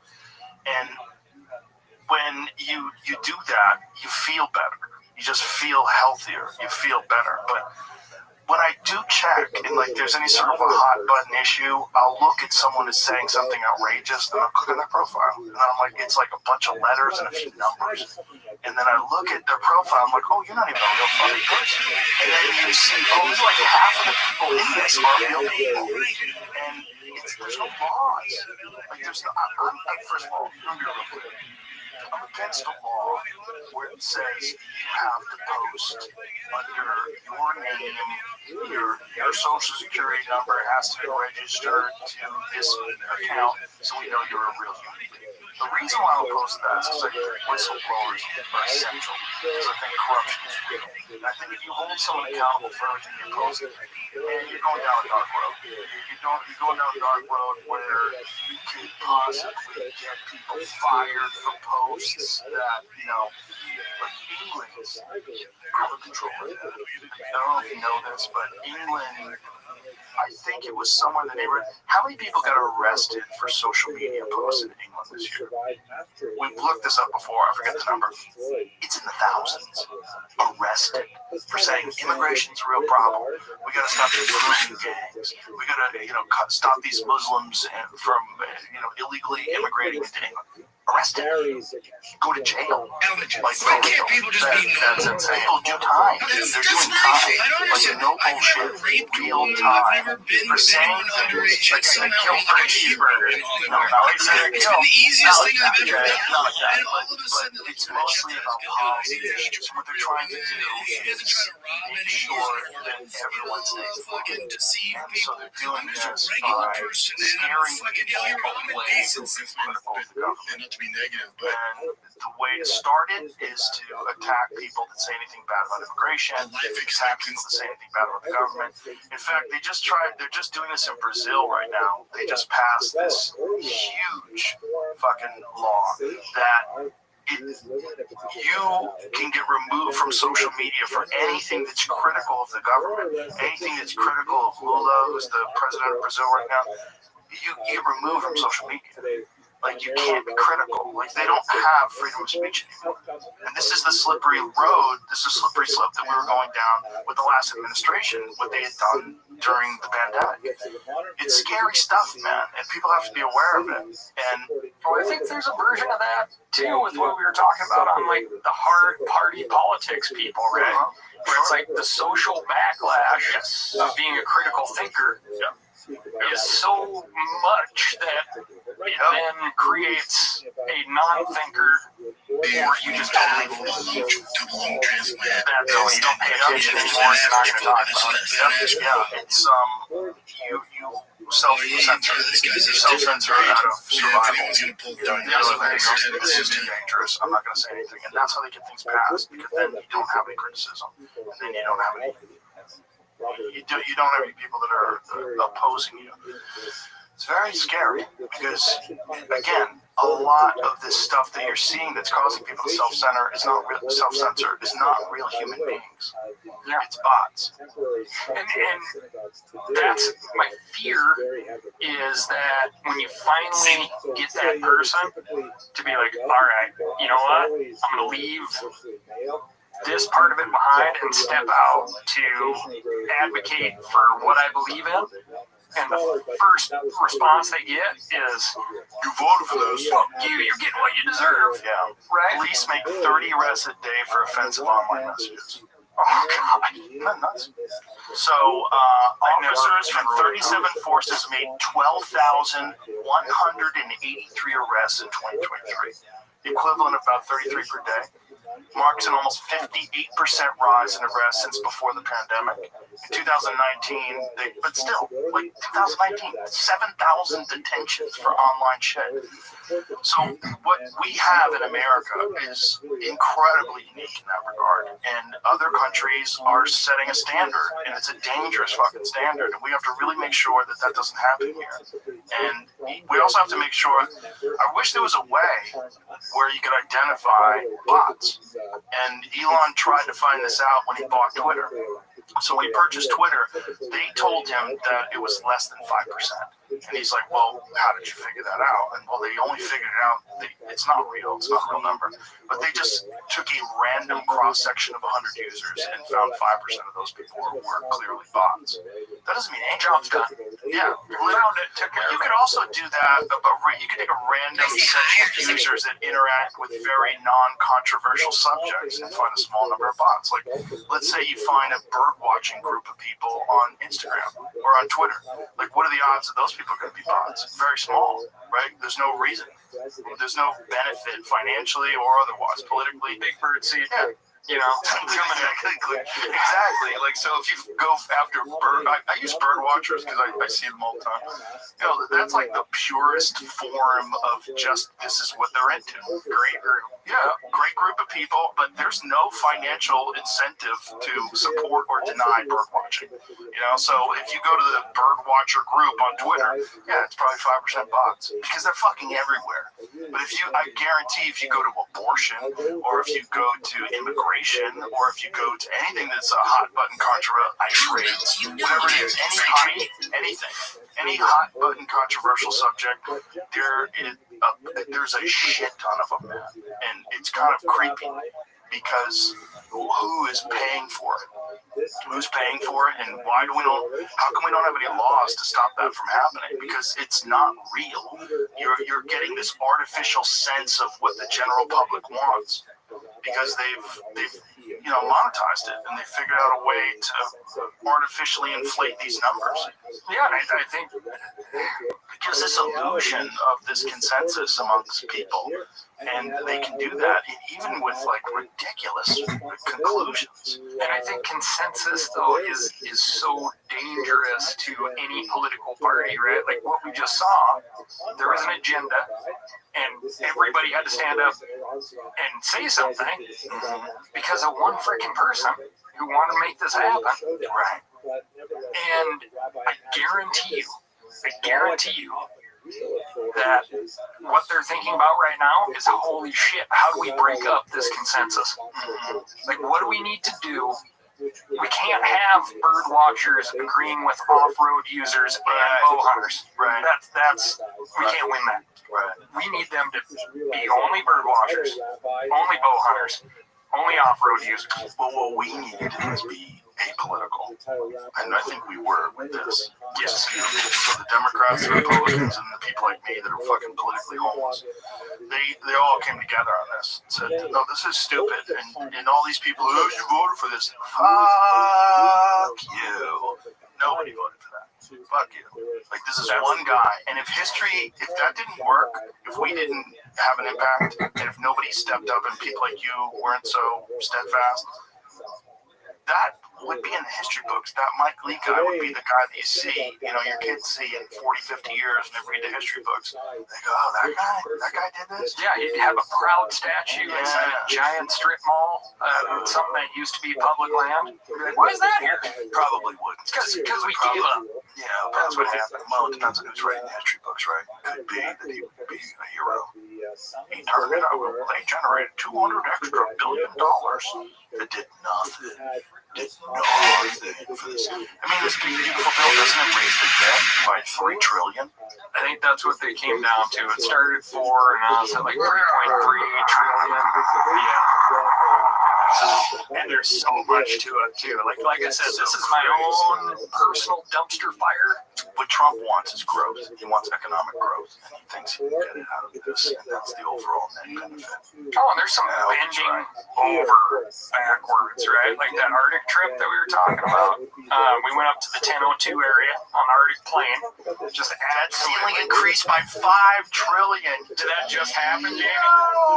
No. That did pass this afternoon. Oh, it we started. Yeah. Oh, okay. $150 billion in additional border security. Well, we probably need that. $154 billion in additional defense spending.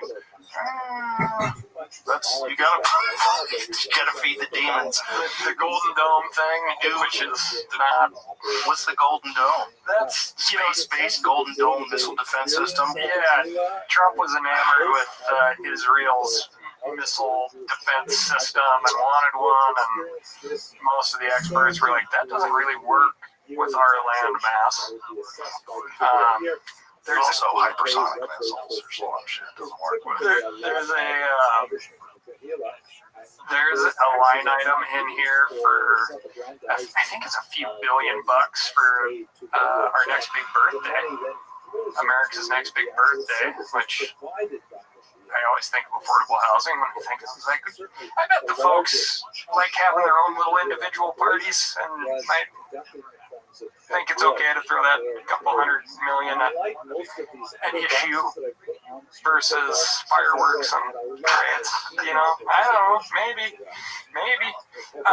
But yeah, man, we have got to stay unified on these things. Stay unified and avoid the comments, folks. And don't be scared. Don't be scared to speak out against something that you know is wrong. And you jackasses, if you want something real bad, like I want public lands, public waters, public wildlife for the people real bad. I don't, when that shit talker converts and is like, yeah, public lands are sweet, I called my senator, I don't say, fuck you, shit talker. I say, thank you, dude. Really appreciate it. Yeah, well, most of those shit talkers don't have any friends. And the people that are actually all actual human beings that are losers, the reason why they're losers is because they're in a bad spot. Any one of us could have been. Any one of us could have been that person that's surrounded by bad people. They have a bad job. They got a bad relationship. They live in a bad area. There's not a whole lot of hope. Not a whole lot of happiness, and so you try to tear down everything around you. Yeah, you put your petty shit over the top of the real shit. Yeah, but my perspective is, look, I can't fix everybody, so I can't help you, but I don't want to interact with you. So I don't have the time, I don't have the resources, it's impossible. And I don't like it. I don't like arguing with people, so I don't want to do it. If you talk to people one-on-one, most people are pretty fucking reasonable. Pretty amazing, but really, when they're just shouting out into the void like that, guess what? You don't have to read it. You don't have to listen. You don't have to interact. It's fucking bad for you. It's bad for your brain. Everybody that I know that's on social media all the time is super unhealthy. Every one of them. Yeah, for good reason. Yeah, it's a trash pit. Yeah, it worked really well in this case. Yeah, because it allowed that community to build fast and be reactive. But you have to curate your community online the same way you can curate your community in the real world. You know, and this is part of not reading the comments, because the comments is the whole world, you know, or the people that are interacting. It's not really the whole world, but again, it's just it's not worth it. It's just not worth it. It's not worth going in there. And people, if you want to win, like identify that freaking goal and think, okay, what's going to help me achieve that goal? It's not putting your petty shit above the goal, right? You bury that stuff deep down inside, and you say, great, thank you. Thanks for hopping on board. Please tell your friends. We're going to get to this goal together. That's awesome. I think that's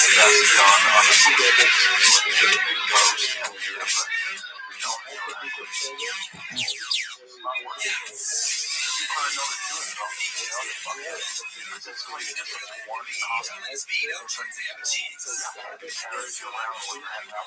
You're at your kid's baseball game, that cocksucker on it. You know, there's a lot of people out there that are doing that, man. You watch your kid hit a home run, you're not even happy. You know, you're mad about some fucking random dude. You don't even know if you're it's the truth. I told that group I was with up in the Arctic, man, I'm like, I read them because I want to understand the argument and see if that's really the argument. Like, is this really where people are coming from? Or is it just an asshole?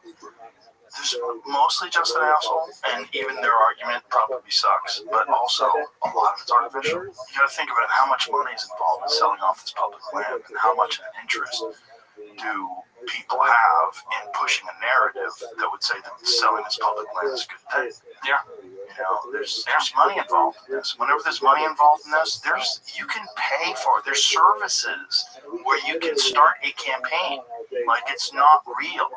There's services where if you want to push a narrative, you could use their service and they will incorporate this bot farm and they will push it towards whatever you want to do. And it's legal. That's what's fucked.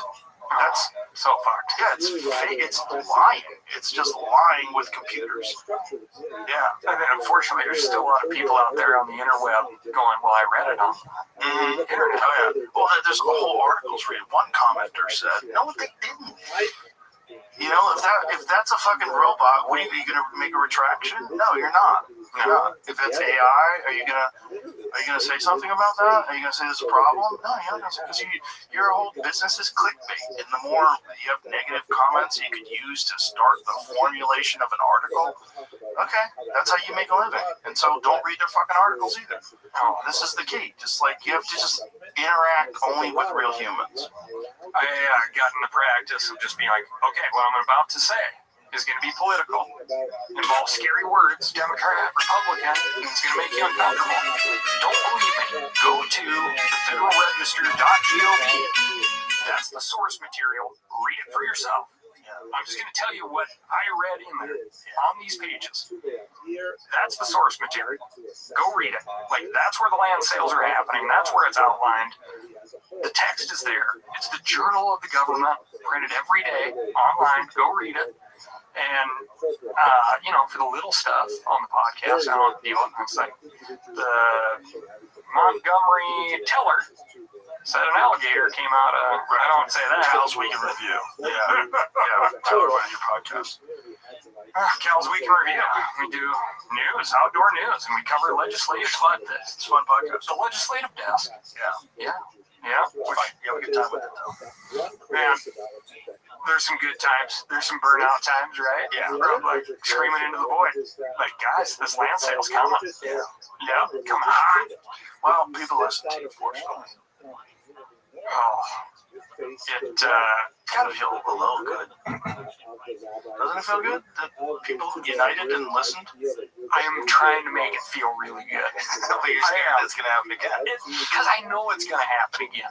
Again, I'm wearing the same shirt that I wore on this show, talking about this same stuff 6 years ago or whenever we decided it was, right? Like, and I feel really, really good. Like, a lot of people came out, they threw political baggage aside, and they talked about how important this stuff is, and it's incredibly important to me. Thank them all from the bottom of my heart. It's so important that one voice is just not going to be answered. So that does feel good. That does feel good.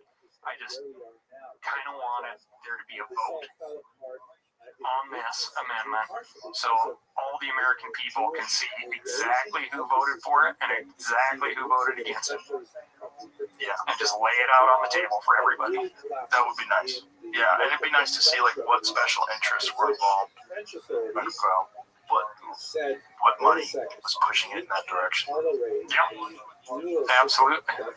Yeah, I mean, just we need a higher, and most people won't do this even if we had the ability, but we need more peeks behind the curtain, right? We need more accountability. So just a great example. I'm up at the state capitol in Montana. Our legislative session just ended at the beginning of the year. And there's some knucklehead brings this judicial amendment up to join, for the state of Montana to join Utah's lawsuit to sell off 18.5 million acres of public land. And 115 people showed up to testify against the state. This is during work hours in a Montana winter. 115 people show up to testify against this. And there's some online too there, to be fair. Originally, there were 10 people signed up to testify in favor of joining the lawsuit. All 10 of those people drop off. They only give everybody 2 minutes to testify in front of committee. Everybody testifies, don't do this, bad for Montana, bad for all these other reasons. Professional people, some lobbyists, nonprofit people, but just a lot of people being like, yeah, I'm a dad, and that's where I take my kids. Like, why would we do this? That committee approves it and sends it through. Wow. And there's no accountability. You can't say, okay, how many people called your office? How many emails did you get? None. Right. Your representatives just decided against the people. The ones that showed up and were vocal. Right? So how do it work? And I understand why people do not trust this stuff. Right? Like, that's a hard experience to have. It's hidden on purpose. You know? They want to be able to do what they want to do. Yeah, and there's a lot of money that gets them elected. And once they get in there, they get these phone calls from these folks. Hey, I need you to do this. Yeah. Montana's a good example right now. Right? So John Tester, who was an awesome public lands guy, Democrat, farmer out of Big Sandy, Montana. That's the only political donation I've ever made in my life was to his campaign, because he was awesome on public lands. He lost this year, but so we have Tim Shee, who's our freshman senator in Montana. So he's brand new. He won John Tester's seat. And then we have Steve Dans, who's been in for a long time. He's a senior Republican, also on the Senate Energy and Natural Resources Committee. And Republicans, and they said, not in as strong of words as I would want, that they're not for the sale of public lands. During this fight, during the House, and then during the Senate fight again, we're not going to sell public lands. Our Republican, Ryan Zinke, also, he's a representative in the House. You know, he said, that's my San Juan Hill. Like, I'm going to die on San Juan Hill before I vote to sell off America's public lands, right? So I think for everybody else who's naysaying whether a Republican can do this or it's just the Democrats that are willing, I think we have a good example in Montana right now. And I'm not saying give up. I'm going to hold these people accountable, and I think everybody else should too. That these Republicans are willing to go to bat for public lands right now, and we're making it that like third rail issue, where it's like, if you want to win in the state of Montana, you better be good on public lands. Were there any Democrats that were in favor of selling off public lands? Yeah. One of your California folks came out early in the House. I abandoned those people. Because I identify as a Texan now. I transitioned. Yes, I transitioned. Oh, I support you. Thank you. Thank you for seeing my truth. But you know that it's another easy answer to the very hard question of affordable housing. Right? So I think there's plenty of Democrats out there. I think it's a bullshit answer. Oh, it's a total bullshit answer. I just want to settle in. I don't think that any interest in turning it into public housing. No, fuck off. Fuck off is right. But public housing in the middle of the woods, fuck off. No, it's not what you do. No. No. Because it's one of those things you say to people, so oh, it would go to the greater good. Oh my God, we've been talking about urban renewal for how long in this country, right? Like, there's a lot of places that are not going to be good for wildlife, not going to be good for the matriculation of clean water. They're not producing clean air. Yeah. That could be great affordable housing or just housing in general for people. Yeah. But that's hard. It's not convenient to go. Exactly. Not convenient. That's the thing. Well, thank you for doing what you do, brother. And thank you for being such a vocal spokesperson during this time, because it was really, really impactful. It made a lot of difference. Well, I'm going to be here for the next one, Joe. All right, let's hope we don't have to do this again. I want to change my shirt. Let's hope we don't have to do it again, but if we do, we'll do it again. All right, thanks, Mike. Thank you, brother. And Cal's Weekend Review, it's available everywhere. Apple, Spotify, all that jazz, right? Yeah. Old Cal 406 on the Instagram, and if you want to do me a huge favor, I'm the North American board chair for Backcountry Hunters and Anglers, and we put in over 150,000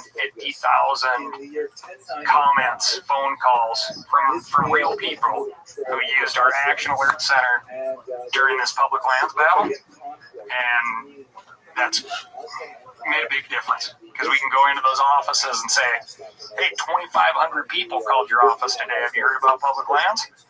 So become a member. It helps us out, and we'll help you out, and we're not going to give up on this stuff. I'm the life fan.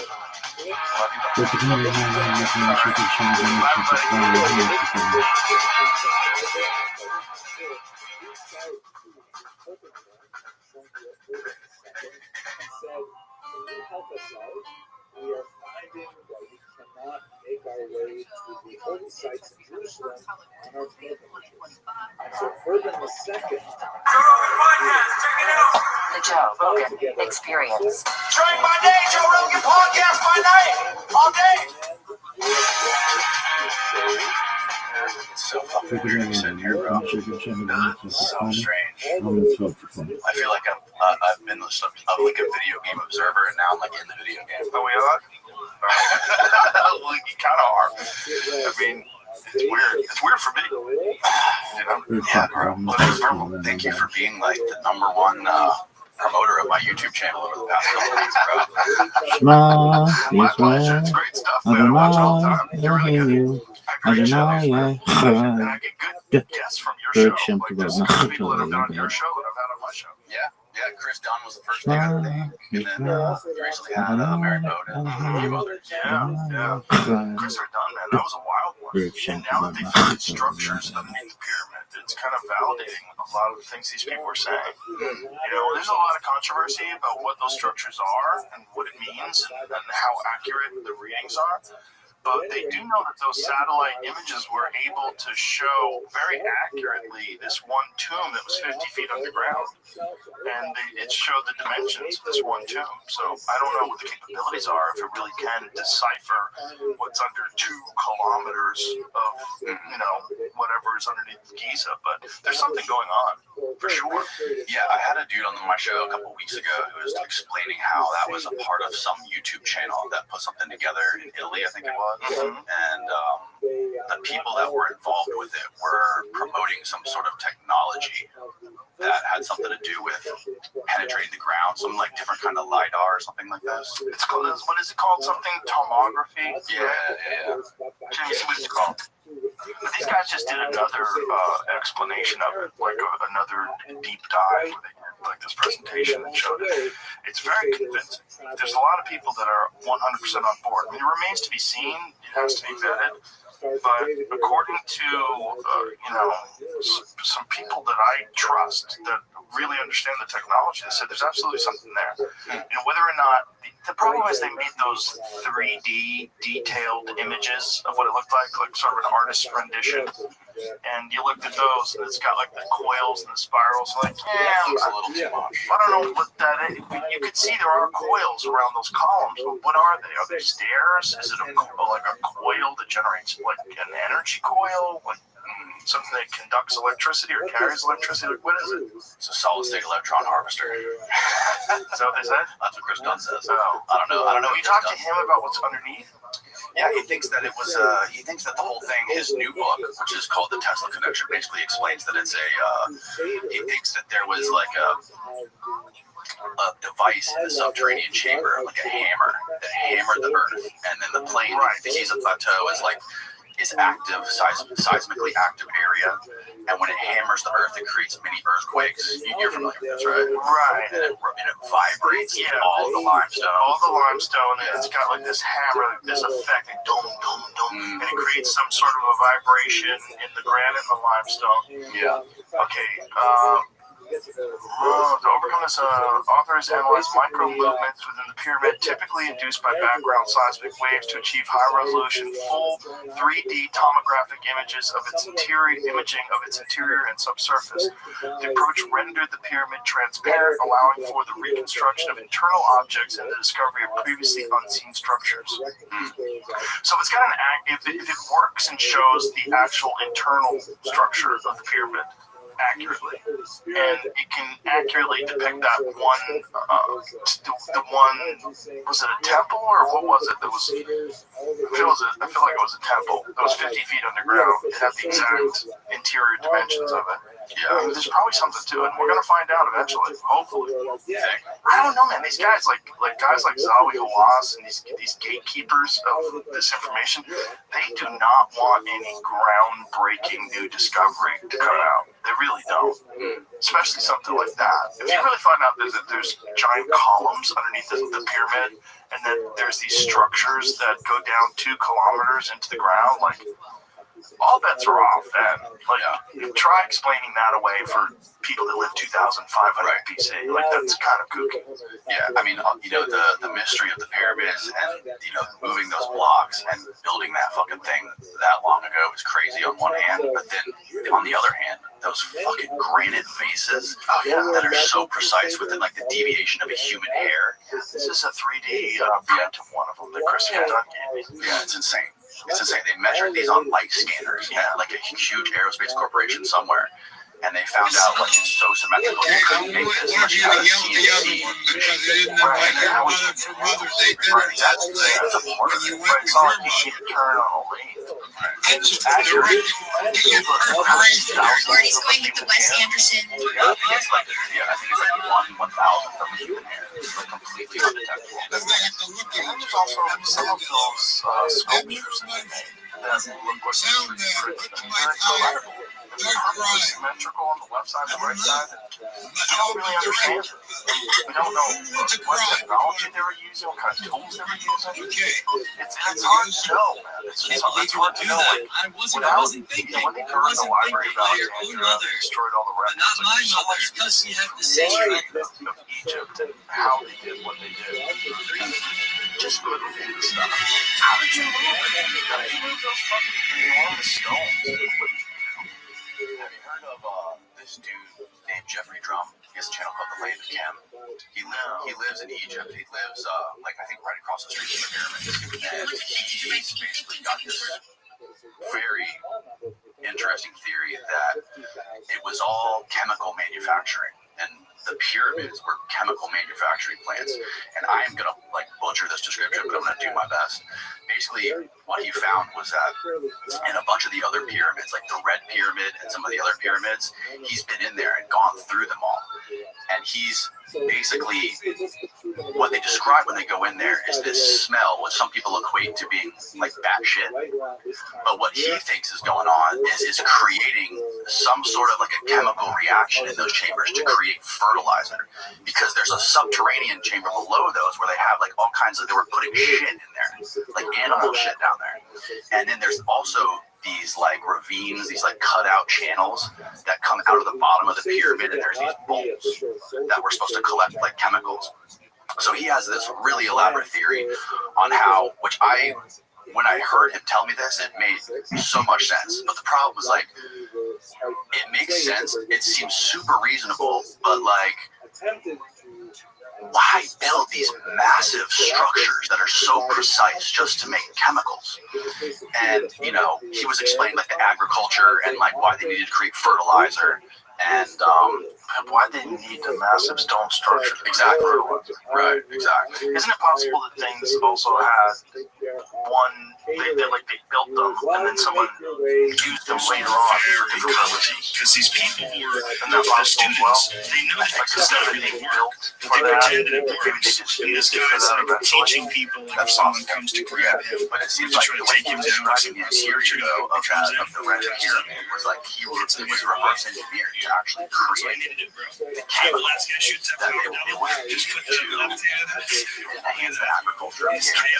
But they showed they actually created it in a lab with this using a chemical process. I think it was like some Nazi scientists involved. And then, of course, people from the recreation. That's an Well, anti-racist originally some process. stuff was all about them creating hydrogen, right?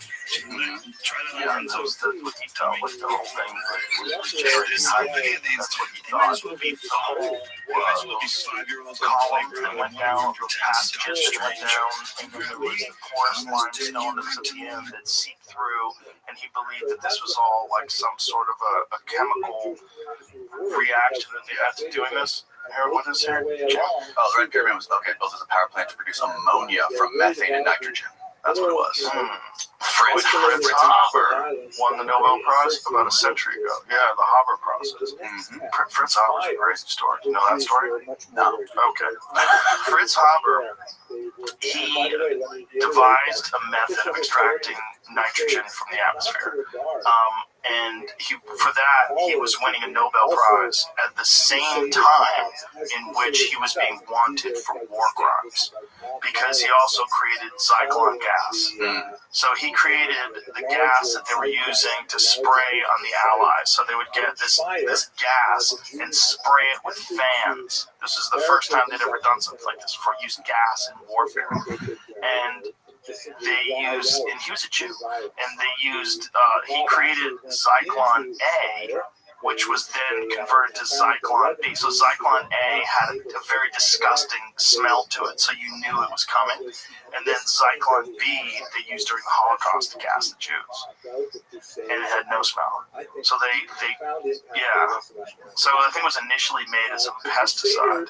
I think that was the initial. Here's who it says there. Oh, this is different. We're not talking about Fritz Haber. This is about how the Egypt thing would have been. Okay, well, we'll get to that. Yeah, but the Fritz Haber thing, he was eventually exiled from Nazi Germany because he was Jewish. They allowed him to stay initially in the beginning because he was so valuable, because he had done so much, and because he did create this gas that they were using to gas the Allies. And then, but imagine guys up for a Nobel Prize at the same time where he's wanted for war crimes. Yeah. And because he was doing all this, his wife commits suicide. She shoots herself in the chest. He leaves her and his 13-year-old son to go to the front line while she's struggling for her life, but she's still alive. She eventually dies. He leaves her. The whole thing's horrific. And then he dies on the run. So he dies. I think he had a heart complication, which, how much stress was that guy under, right? And then he leaves Nazi Germany when, the shit is going down. He's on the run, and he winds up dying on the run. I think he was dying on his way to try to seek medical care. Yeah, bro, the story of what those fucking Nazis were doing is bananas. I had Annie on here, and she talked about what was going on when she tried to interview some of those guys that were still in Germany. I think she tried to interview, the grandson of one of the dudes that she wrote about. I can't remember his name right now. A dude with a huge dueling scar on his face. And this guy wanted nothing to do with his father or whatever. And she had these documents that she found when she went to Germany, and she was like, I guess she found a bunch of notes or whatever that he wrote to his son after he went to America with paperclip, and this was his grandson, I think. Operation Paperclip, for people listening, is they shipped over a bunch of the best Nazi scientists and brought them into NASA and some other departments at the end of the war. And the grandson wanted nothing to do with his father. He detested his father with every fiber of his being. And she was showing him the notes and showing him the humanity of the guy. The guy was torn between being this scientist contracted to do all this crazy shit for America, but he still loved his wife and son. On the other hand, and he was so just torn apart by the fact that he had to leave them behind. And then she showed the dude the documents, and then Annie Jacobson freaking hightailed it out of there with all that secret Nazi shit, like didn't get caught, which is incredible. Well, it's just wild the stuff they were working on. Like, how were they so advanced? And why were they so obsessed with the occult? Yeah, you know, it's like all that Indiana Jones stuff. That was kind of legit. Like, they were really interested in the occult. Yeah. Interdimensional aliens. What's Alex thinking? Interdimensional challengers. I haven't talked to him about that. We have talked about Operation Paperclip, but only in regards to like Werner von Braun, and they were in like deep denial about that. But the Simon Wiesenthal Center said that if Werner von Braun was alive today, he would be prosecuted. He'd be prosecuted for crimes against humanity. Yeah, when he was running his rocket factory in Berlin, he would take the 5 slowest Jews and hang them from the front of the factory, so that as you're walking in, like, this is what happens if you move slowly. And that was the head of NASA, who supposedly got us to the moon. Mm-hmm. Speaking of the moon, have you seen that documentary called Room 237? Yes. I just watched it last night. Yeah. Fucking bananas. Yeah, that's bananas. The connections between Kubrick's The Shining and the moon landing and all the hidden stuff that he did, all the Easter eggs, including the little boy with the NASA shirt on, the Apollo shirt on. Apollo 11 shirt on, and then the key to the room 237 said room in, instead of NO 237, it just said room in 237. So you could, bro, I mean, I am like, what does that mean? So, like, if you take the letters ROOM and then N, you can recombobulate them to say moon. Oh, God. Like, there's so much dot connecting in that documentary. It's absurd. There's an absurd level of dot connecting that just is unreasonable. But the stuff about the moon, though, like the kid wearing the Apollo 11 shirt, right? The number of the door is the distance from the Earth to the moon. Yes. In miles. Yeah. I think it's miles. Yeah, I think it's like 1,000 miles short. Yeah. And then, like, also the psychological trauma, the scenes with Jack and his wife saying, like, don't you know what a contract is? Where he's, like, living his double life, and he's, like, arguing with his wife and talking about contracts and secrecy and all this stuff. And then, there's so many weird things, and, like, the ball rolls up to Danny on the carpet, and then it cuts back to him, like, picks up the ball, and the carpet shape is different. There's so many, like, strange Easter eggs in there. What's that supposed to signify? I have no idea. It's just like either that movie has like an insane level of like continuity errors, or he was doing something. Oh, he was probably doing it on purpose. Kubrick in his spare time would do complex mathematics.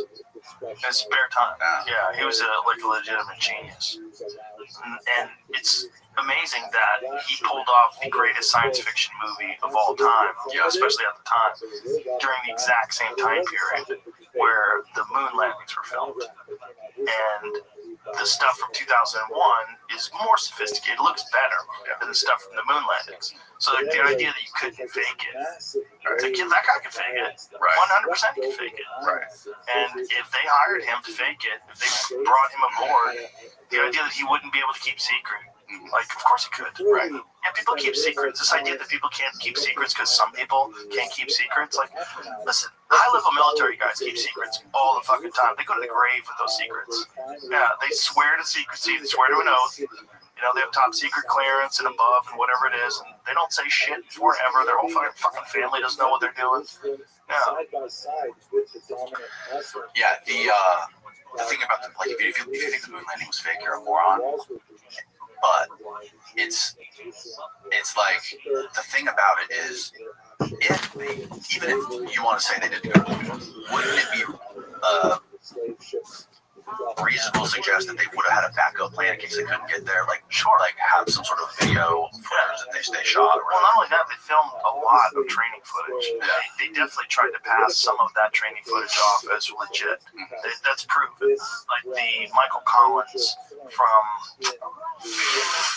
Gemini, I forget what mission it was a spacewalk. So there's an image of him that was in training, and he's got the suit on, the wires, and he's working with the spacesuit that you use when you're actually in outside of the capsule or whatever the fuck they call it. And what they did was, from the training mission, they just blacked out the exterior of the same photo and reversed it. So they switched the photo the other way, blacked. It's the exact same photo, and they tried to pass it off as Michael Collins on the spacewalk. Because you got to think, like, how are they taking pictures? Who's going to take the picture of him out there? This is part of the problem with, I think it was Apollo 12 or 13, whichever one it was, where they got the footage of the lunar module leaving the moon and going back towards the orbiter. And it looks so fake. It looks so ridiculous. There's no plumes of fire. How does it have the power? Where's the engine? They usually call car batteries, right? On that thing, allegedly. That's what Bart Sibrel says. It's still 1/6 of Earth's gravity. It's still a significant amount of gravity. It's not the same gravity as Earth, but how does that thing shoot off into space? That's nonsense. It looks like it's being pulled by strings. Yeah. And the camera, which is operated, remotely, pans perfectly to catch it. Shut the fuck up. How are you getting that footage? What are you doing? This is 1969. You're on the phone with Richard Nixon from the moon. Are you out of your fucking mind? Is this supposed to be real? Yeah. This episode is brought to you by the Farmer's Dog. I think we can all agree that eating highly processed food for every meal isn't optimal. So why is processed food the status quo for dog food? Because that's what kibble is, an ultra-processed food. But a healthy alternative exists, the Farmer's Dog. They make fresh food for dogs. What does it look like? Real meat and vegetables that are gently cooked to retain vital nutrients and help avoid any of the bad stuff that comes with ultra processing. And it's not just random ingredients thrown together. Their food is formulated by on-staff, board-certified vet nutritionists. These people are experts on dog nutrition, and they're all in on fresh food. The Farmer's Dog also does something unique. They portion out the food to your dog's nutritional needs. This ensures that you don't overfeed them, making weight management easy. Research shows that dogs kept at a healthy weight can live up to 2.5 years longer. Head to thefarmersdog.com/Rogan to get 50% off your first box, plus free shipping. This offer is for new customers only.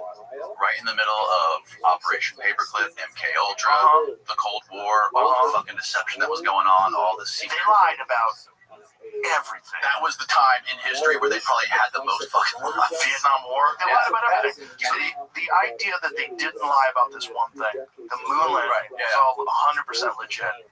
Meanwhile, you've got intersecting shadows. You've got all sorts of problems. You've got the weirdest one is Neil Armstrong's 25th anniversary speech that he gave at the White House. It's so crazy. We have here among us America's best and brightest. You will achieve great things. Once you reveal some of truth's hidden layers. Once the hidden layers are uncovered. What? How about just say I went to the moon 25 years ago? What is all this cryptic talk? That was the only time you ever did a public talk, I think about it. Well, the other thing is the post-flight press conference. The post-flight press conference looks like these guys have a gun to their head. It looks like a hostage video. It looks so weird. And people say, oh, they were nervous. They just got back from the moon. Bro, look at Katy Perry. She went basically a little bit higher than an airplane, and it was like a life-changing experience. She's holding up a daisy. It was amazing. I feel so connected to Mother Earth. These guys would have been ecstatic. The idea that they would have been nervous as if they've been forced to lie. They're behaving. Like behavior experts have looked at that footage and said these guys are being deceptive. Particularly Michael Collins. There's also inconsistent things with what he said during the post-flight press conference right after flying in comparison to his 1994 book. Change the story, right? Change the story about being able to see the stars. What were the stars like? He's like, I don't know what else changed. And then in the 1994 book, it talks about how amazing they were, incredible. The footage that Sibrel acquired that shows that it appears that they covered up the windows to make this deceptive film that looks like they're far into space. That's a weird one, man, because I can't find any rational explanation It's like I tried to look at it like as objectively as possible because I've gone back and forth on the moon thing. Like at one point in time, I thought I'm just being really stupid. Like, of course they went to the moon. Everybody would know about this. And then over time, like I joked about it in my comedy special. Like after COVID, I'm like, I don't think we went to the moon. But that's kind of true.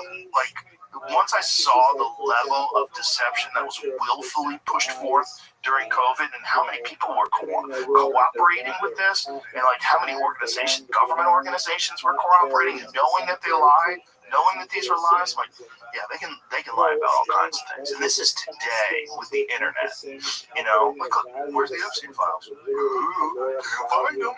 Don't exist. Like, they can get away with shit, man. And the idea that they couldn't in 1969, shut the fuck up.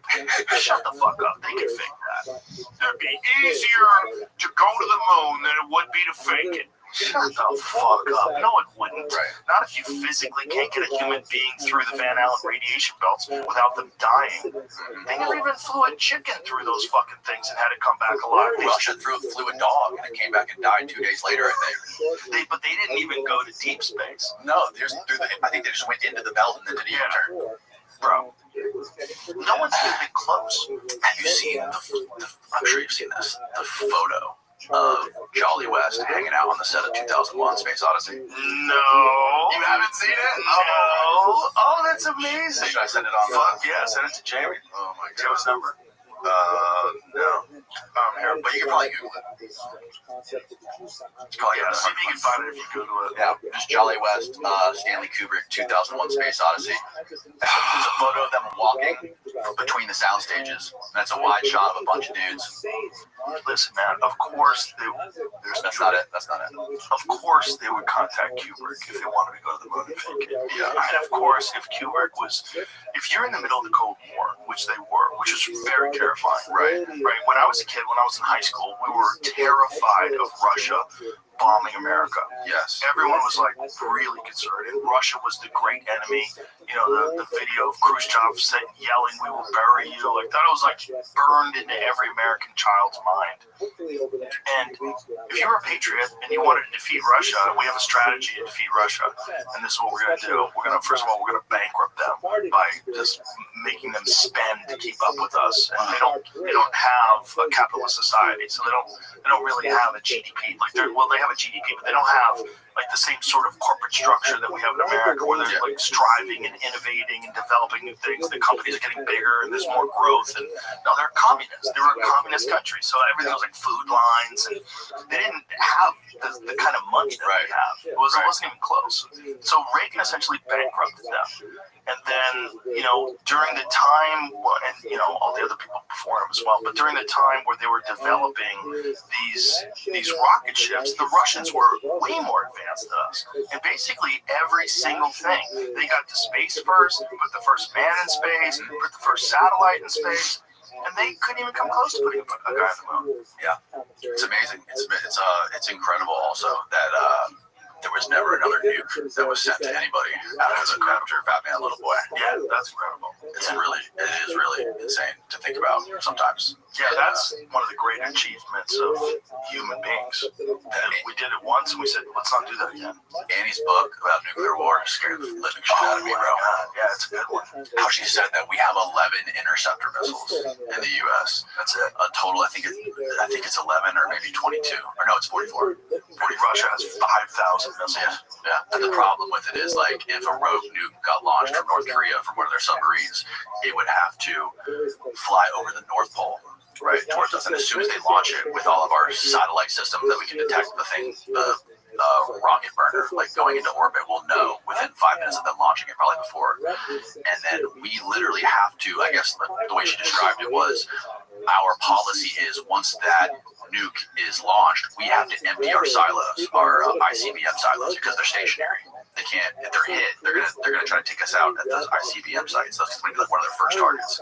So it's use it or lose it to launch all those ICBM nukes, and then we have to fly those over the North Pole, over Russia, to hit North Korea, and it takes like 11 minutes. So like you gotta get Putin on the phone in 10 minutes saying, "Yo, these nukes aren't coming for you, bro. They're going for Kim Jong-un." Oh my god! And then by that time, it's like if you don't have like a perfect communication amongst all these world leaders, everyone's gonna be launching nukes.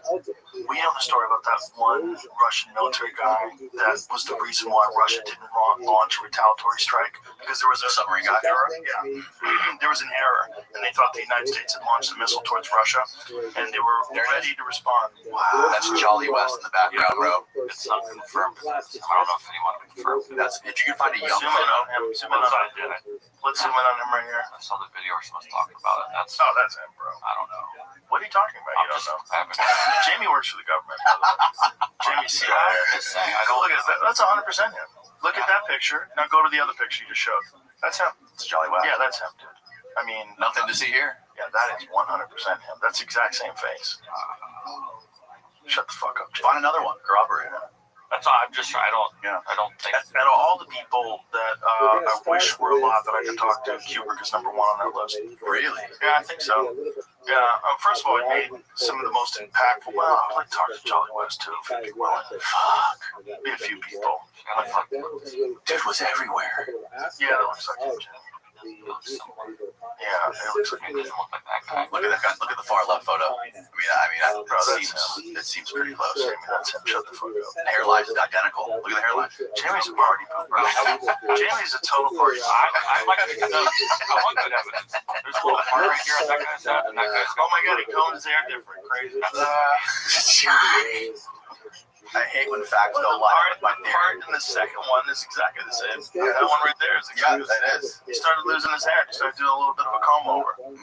Yeah. Look, man, that guy was one of the biggest pieces of shit in the history of the United States government. What he did was nuts. Just the fucking Manson stuff was nuts. The MK Ultra stuff was unbelievable. And imagine you could do all this stuff. No one's investigating it. No one even knows. It's all completely top secret. Congress has no idea you even exist in this realm. And they were running around doing like, Yeah, I was talking to Hamilton about it. I'm like, dude, isn't that crazy all the stuff they were doing with MK Ultra? And Hamilton's like, no. Of course those guys were doing that shit. Who's Hamilton? Hamilton Morris. oh, him. Yeah, that guy, of course. Like, of course they were doing that, bro. Yeah. Well, I mean, look, if you have some unique compound like LSD, and Hoffman discovers it, and then they start experimenting, like, what can we do with this stuff? And then you find out it has profound effects on the human mind. Of course, you're going to try to use it for mind control. They had already experimented with all sorts of techniques in regards to doing with prisoners, like taking prisoners and trying to figure out, like, what kind of sleep deprivation, what psychological techniques can you use to extract information from them? So if you had something like LSD, of course they're going to try that. It makes sense. Yeah. They were doing it way back in the 50s in the UK with those British soldiers. I'm sure you've seen that video. No, I have not. You never seen that? No. They dosed up these soldiers with acid and then had them go out to the field and do these training routines, training exercises, and you see if you can find the video, and it's hilarious. They were just laughing so hard they couldn't perform. Like, some of them were able to do their duties, and other ones just fell to the ground. They were just laughing and rolling around the ground. Like, this is 64. These guys are high on Is acid. that what it says, Jimmy? Did you just make it smaller again so you can see it? Yeah, 64. Royal Marines. So look at these poor guys. Men begin to relax and giggle. What the fuck are we doing here, bro? They probably didn't even tell them, and this guy freaked out. He had to be removed. He's holding that lady's hand. I love you. I think you're amazing. We're all connected. God is real. There is no death. And then fucking, he's aiming the missile. He's aiming this cannon. Look at these people. They're bunching in the station as they enter a wood. Almost immediately, a section commander tried to use a map. He couldn't read the map. They're just tripping balls. It's so funny that they try. Look at their smile on their face. These guys got his hand over his head, like, what is going on, man? And they're supposed to be doing these exercises. Radio communication become difficult, if not impossible. He's like, fuck this. Look at him. This guy's just laying down, laughing, having so much fun. He tried to chop a tree down using only a spade. Sense of responsibility in spite of physical illnesses. But 1 hour into Imagine what they're doing now. those guys are dead. There's the DARPA, that DARPA grant that went to University of North Carolina to figure out how to take the psychedelic trip out of LSD, I think it was. Yeah. They're trying to make super soldiers, right? They're trying to make them so they can, this is what I've heard, is that they are trying to make them more effective on the battlefield, right? With things like edge detection, right? And also coming back, like get back out there, like take them through the process, let them recoup and get right back out in the battlefield. To where if you could get all the benefits of a psychedelic without the trip, right? Would you get those benefits, and would it be useful for soldiers in combat? It's an interesting idea. Well, the Vikings took mushrooms, and the Berserkers, they would take mushrooms for combat. Yeah. It does make sense. It really does. It doesn't make sense to us because we think of mushrooms as like, hey man, I'm going to go connect with God and this is going to be peaceful. I'm going to lay in a field. It's going to be amazing. I'm going to reset and come back and tell everybody I love them. That's what mushrooms are to us. But if you live in an insanely warlike culture and you believe it's right to go to battle and you're supposed to go to battle and Odin is on your side, and you take these mushrooms to summon the strength of the gods to prepare yourself for battle. And I know a lot of guys who fight on mushrooms. Yeah. Like Joe Schilling talked about it on the podcast. He took like a small dose and was sparring and then fought a few kickboxing bouts that way. He said he could see what guys were doing before they were doing it. It's almost like Joe Schilling's a world champion, like an elite kickboxer, like one of the best ever. And so for a guy like that to say that had a profound effect on him, he knows his body. Like he's battle hardened. He knows the difference between regular fighting and fighting on mushrooms. He said he could almost like know what they were going to do when they did it. That's wild. Yeah. There's this dude who's like, I heard about Dana Beal, who's flying Ibogaine to the troops in Ukraine, to the Ukrainian troops, trying to get those guys on Ibogaine. And meanwhile, the Russians are on, what's that meth drug? There's like a new age meth that they're on. There's a new age meth? Yeah, there's a new version of it. The new version of what the It's not Pervitin. It's like a new version of it. It's like a little bit tamer. Adderall. Yeah, I guess. Maybe. Yeah. This episode is brought to you by Visible. I want to let you in on something. Your current wireless carrier does not want you to know about Visible because Visible is the ultimate wireless hack. No confusing plans with surprise fees, no nonsense, just fast speeds, great coverage without the premium cost. With Visible, you get one-line wireless with unlimited data powered by Verizon's network for $25 a month, taxes and fees included. Seriously, $25 a month flat. What you see is what you pay. No hidden fees on top of that. Ready to see? Join now and unlock unlimited data for just $25 a month on the Visible plan. Don't think wireless can be so transparent? So Visible? Well, now you know. Switch today at visible.com/Rogan. Terms apply. See visible.com for plan features and network management details. Maybe like super Adderall, but Adderall. 2 million prescriptions of Adderall in this country every year. Kevin McGinnis told me before I came here, I was like, you have any advice for Joe Rogan? He's like, he said, slam 3 beers and eat an Adderall. I was like, no, bro. That's not what he would do. Yeah. He came. Did you ever see the time he came in dressed like Michael Douglas? Yeah, walking out. Walking. What was the movie? I forget the name. But yeah, that was freaked out. Michael Douglas had enough. Okay, so here's a he slams beers 24/7. He's constantly drinking Budweiser. Yeah, I've never seen him without a Budweiser in his hand. How that works? Yeah, it's great. Oh, he's a smart guy. Yeah, he's a funny guy too. He just. The Proud Boys thing was just, if he had never done that, he would be like a famous commentator. Yeah. Like you think about like Steve Bannon, all these other guys, like he's way funnier than any of those guys. Oh, yeah. He's very insightful. Like he's right about a lot of things. He like picks up on trends and culture and sees where people are going. And he was aware of like the dangers of Marxism and a lot of this fucking ridiculous leftist ideology that they were pushing in universities like way before anybody else was. Yeah, there's this documentary that just came out all about him from one of the guys, Thomas, that used to work for Vice. He was like one of the original reporters for Vice. He did all like the early stuff, and he made this documentary all about Gavin. And it's like he focuses on the transformation from like early punk rock like liberal Gavin in the UK with like the mobs and the rockers, to like the current Gavin, which is like, you know, he frames him as just like this super right-wing racist dude. And you know, I was asking Gavin about it because he came on the podcast recently. And he's like, I've always been the same. He's like, he was explaining that his views never changed. He was saying that like Vice all of a sudden was getting infused with millions of corporate dollars. And I wasn't a good look for that. They didn't want me in there. But meanwhile, he was like the whole soul of Vice. Like there was no Gavin, there was no Vice. Like all the controversial do's and don'ts shit, and like all those controversial articles about like trans shit early in like the early 2000s that he was doing was funny, and like culture didn't look at it the way it looks at it today, you know. Well, he was being attacked for things that are like openly discussed today, like the dangers of trans ideology, and that these are just men, and a lot of these men are doing it because they're perverts, and so they're autogynephilics. You know, autogynephilia is a real thing. It's men who get sexually aroused and pretending that they're women, and they want to go into women's spaces and be sexually aroused. Now people are right, like what was the university that Leah Thomas was swimming in? Penn. Okay, so they have to take away all of air quotes her gold medals. It's a guy, like has a penis, has sex with women, supposedly, according to Tony Hinchcliffe, source of news. But he actually has a bit about it. It's really funny.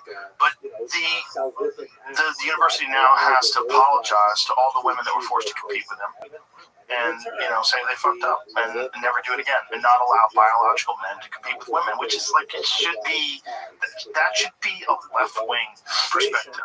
Not that you shouldn't be able to be trans. Of course, you should be able to do whatever you want. You know, I'm for you doing whatever you want if you don't hurt other people. Right. If you really believe you're a woman, look, if you can get fake tits and you can get fake lips and you can get a dick enlargement, like do whatever you want to do. I don't care. Do whatever you want to do. I'm covered with tattoos. I've made stupid decisions. Like do whatever you want to do. But when you're competing with women, you are essentially victimizing these women. You're forcing these women to compete with men who've been through puberty, and in this case still have a functional penis, like, which is fucking bananas. That's a man.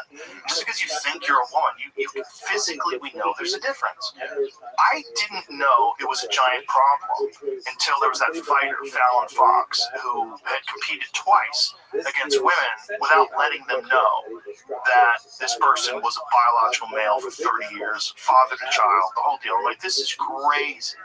And that his response was, it's a medical condition, so I don't have to disclose this.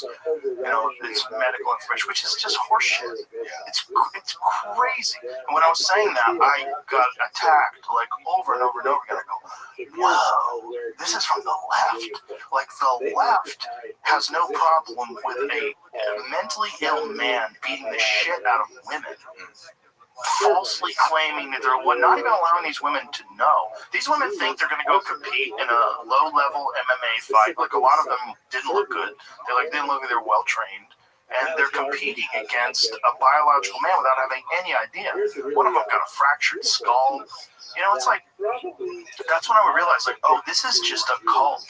This isn't the left that I grew up with. And I grew up with parents that were hippies. And so, like, my whole life I was left-wing. I felt like that was the only way to be. But when you see the left allowing this bizarre loophole where perverts can pretend to be women, compete with women, fight with women, beat them up, be in their locker rooms, walk around naked with their dick hanging out, no one can say anything. Like, how did they switch? How did they flip it on its head? That, like, at any other time in history, if a man who had a penis was walking through a young girl's locker room, you'd be in real fucking trouble, rightly so, because that's not a thing that you should want to do. That's a weird thing to want to walk around naked with your dick hanging out in front of a bunch of women. That's a creepy sexual thing, period. Yeah, unless you're like Nero, you're not doing that. You know, even Nero, he's sick fuck. But like, another thing Gavin was pointing out to me, he showed me this New York Times, or not New York Times, this Time magazine cover from like a couple months ago, and it was all about how tomboys are going extinct. You seen that? Yeah, it's incredible. Yeah, because they're turning them off. They're cutting their tits off and turning on boys. And then giving them fake dicks. I was watching this operation today. You watched an operation? I watched, excuse me, I should say this. I was watching a video on the post-op. I saw images of the operation. That was enough. But it was this poor person who decided they wanted to be standing up. That was all they wanted from this fake dick. So they have these enormous scars on their leg where they take a giant chunk of flesh out of your thigh and roll it up and make a penis out of it. And they had to do it to both legs for some reason. Maybe one of them didn't work real well. But how old was this person? They sounded young. They didn't show their face. You know, it's fucking insane because a lot of these people, unfortunately, are autistic. And then there's this other factor when you give them testosterone, it does alleviate anxiety because all of a sudden, you know, you have this new hormone in abundance in your system. And you feel different. You feel better. You feel more confident, which is like the same way men feel when they have more testosterone. It's like, then all of a sudden you're like, oh, this is who I was all along. Like, no, you're taking a fucking compound that's forcing your body to change. Like, this is not who you were. You're not affirming your identity. You're doing something that's altering your hormonal structure and turning you into a man. Like, you might feel good, but this is not like your true self. This is crazy. Like, I'm not saying you shouldn't be able to do it. If you want to do it, if you're a woman and you want to take testosterone and be a man or be more manly, I feel like I don't know if it's the best decision for you, but I'm not you. And I believe in freedom. I believe in 100% human freedom as long as you're not hurting other people. Yeah. My beef with it is like it translated into them invading women's spaces. And, you know, that's crazy. That's crazy because you leave the loophole for perverts. There could be a lot of them that are legitimately trans people that feel like they are in the wrong body and they want to live their life as a woman. And when they live their life as a woman, they feel healthier. They feel better. They're happier. And also crazy people. And if you don't have a way of determining who is just a pervert who just wants to hang out in the women's locker room and show everybody his dick, and who is a legitimate person with gender dysphoria. And then that's the other thing that, like, Tucker had a really good point about this. He said if someone has anorexia, you don't tell them, yeah, you're fat. Yeah, you're fat. You're right. You're correct. Even though you look like a skeleton, you need to lose weight. No, you tell them you're mentally ill. This is incorrect. You're not overweight. In fact, you have body dysmorphia. You can't see what you really look like, which we know is a real condition. Like, it's a real condition with anorexia. It's even a real condition with bodybuilders. It's a real condition when people get plastic surgery, where they get crazy lips and crazy cheeks, and they can't see it. They can't see it. They can't see themselves. It's nuts. They turn themselves into big monsters. Look like Jar Jar Binks walking around. They look like monsters. They look like monsters. And it doesn't look good. And they keep tweaking and fucking with it. And they can't see it because it's a mental illness. It's the same kind of thing. The human mind is incredibly fragile. That's why Jolly West was fascinated with trying all these MK Ultra techniques and different compounds on people's brains. Human people can be manipulated, like, very easily, shockingly easily. Not all of us, right? Like, you and me are probably pretty skeptical. There's a lot of skeptical people out there. But there's a bunch of people that are not skeptical at all. They're super gullible. And when an ideology forms, they step in line. And they follow that ideology verbatim, to the line. They repeat the things that they're supposed to say to the line. Because they think that's what they're supposed to do in order to be in the good graces of this community that they find themselves in. It's a fucking cult. Yeah. And there's a shit ton of cults. It's not just the Moonies. It's not just, you know, whatever, fill in the blank. It's all sorts of political ideologies. It's MAGA. It's the far left. It's the people that are cheering for this guy in New York City that's a communist. Yeah, did he just promise a bunch of money for a transition? Yay! Yay! Yeah, it's not government run grocery stores and all that stuff. Yeah, he won the primary. He's gonna win. You there? He has 100% because the other guy is the fucking Guardian Angels guy. The other guy is Kurt Sliwa, the guy who wears the goofy beret. Oh, really? Yeah, that's the guy who won the Republican side. Nobody wants to be a Republican mayor of New York City because they know they can't win. So they're not, like, this guy's to the left of Bill de Blasio. Oh, he's way to the left, yeah. And he's young, and he's energetic, and he's saying all the right things for all these kids that are in the streets, that are protesting. You know, they think they want to make the world a better place, which, hey, I would have been doing it with you if I was 20. It's all the same thing, man. It's all the same thing. You can get indoctrinated into a particular way of thinking without being objective about what's actually going on. You know, all these people that are, like, just running through the street now saying free Iran.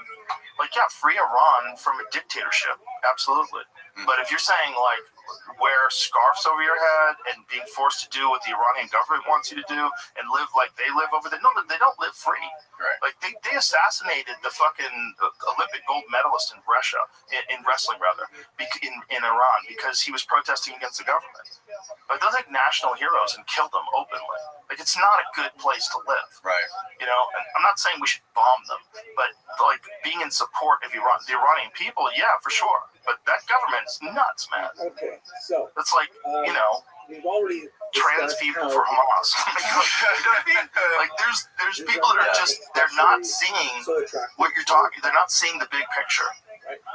Yeah, there's so many contradictions out there, man. It's really hard to follow it all. Because it's a cult. And they're on, and I think a huge amount of the Iranian population supports Israel too. And it's like you would never fucking know that unless you like talk to them or listen to some of these interviews of these people. A ton of Persian Jews that moved to Los Angeles. You know, that was like at the fall. I guess it was in the 70s when. So this is the story for people that don't know about Iran. So there was a gentleman who was democratically elected. I forget his name. What is his name? I'm gonna fuck it up. So he decided that he was gonna nationalize oil in Iran, and they got him out like that.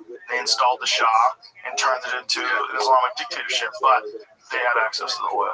So the CIA and the British government and everybody conspired to get rid of this democratically elected guy because Iran at the time was like women were wearing shorts or skirts rather, walking down the street. It looked cool.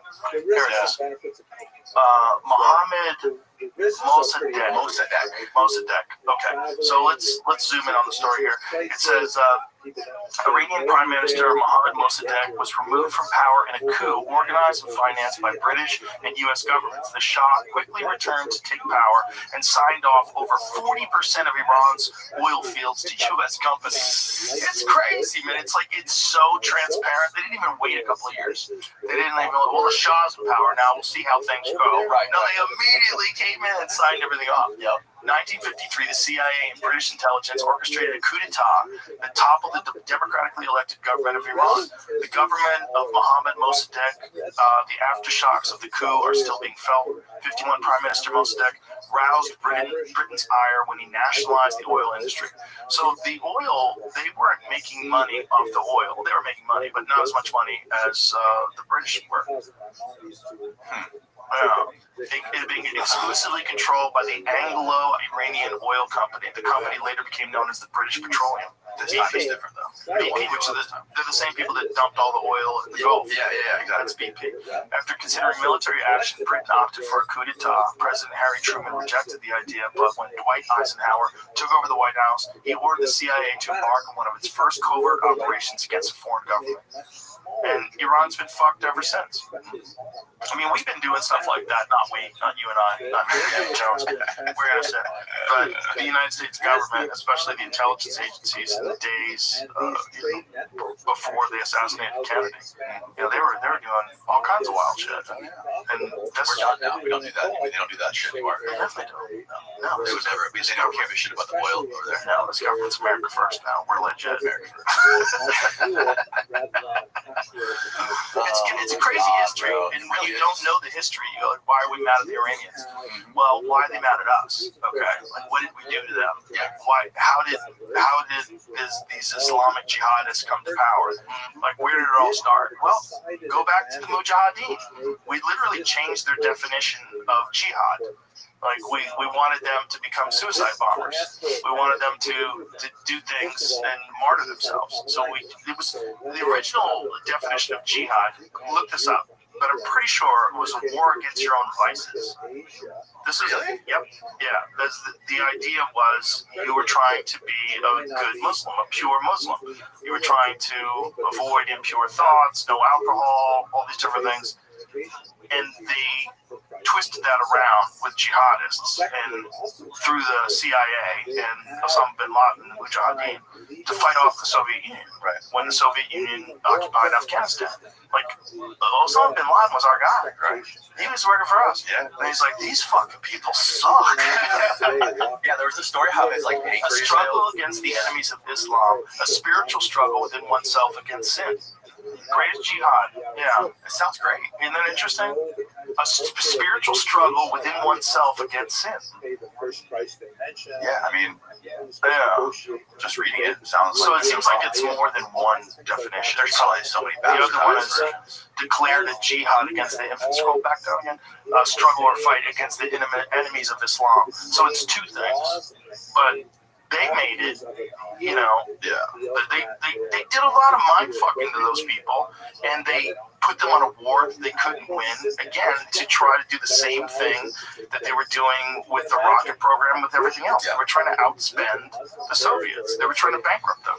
Yeah, that part of the world is just like how much of it has to do with the fact that we've been occupying that area, that part of the world for so long, and like going out there killing all the bad guys, and then the kids seeing their families being slaughtered, and then like, okay, we're going to eliminate terrorism, let's take out these bad guys, but then the kids grow up and you realize it's just a hydra. You cut the head off and 3 grow back. Well, if you want to be even more cynical, we paid them and we armed them. Yes. And we left behind billions of dollars of shit in Afghanistan that they use for parades now. They drive down the street with their own tanks. They have our Black Hawks flying overhead. That's all the shit we left. Billions of dollars. Like, you couldn't have got that out. Well, do you think they leave it there so that these people are always formidable and they always leave open the door to go back in? Yeah. I think so. I don't think that's the primary reason why they did it, but I've got to assume that that would be on the table if it's been on the table in the past. Arming people in the past has always been a thing that we do. I mean, that's the Bill Hicks joke about Iraq. You know, it's like, there you have the most deadly weapons. How do you know? Well, we looked at the receipts. I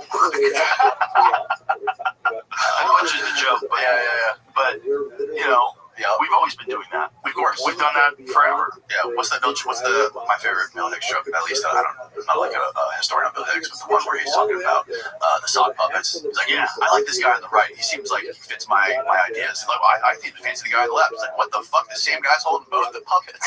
Yeah, exactly. Yeah, I mean, that's perfect. Perfectly illustrates the way it is. Yeah, and again, this was before we really knew things. Bill Hicks was saying this in the 1990s, where he just had books. So, you know, it was really hard to get these ideas across. Mm-hmm. He would have been a great podcast guest. Oh, hell yeah. You know, because he was like saying these things when no one even knew what he was saying. You know, and he was putting it into comedy. You know, like, people then were not nearly as aware of the manipulation of money and power.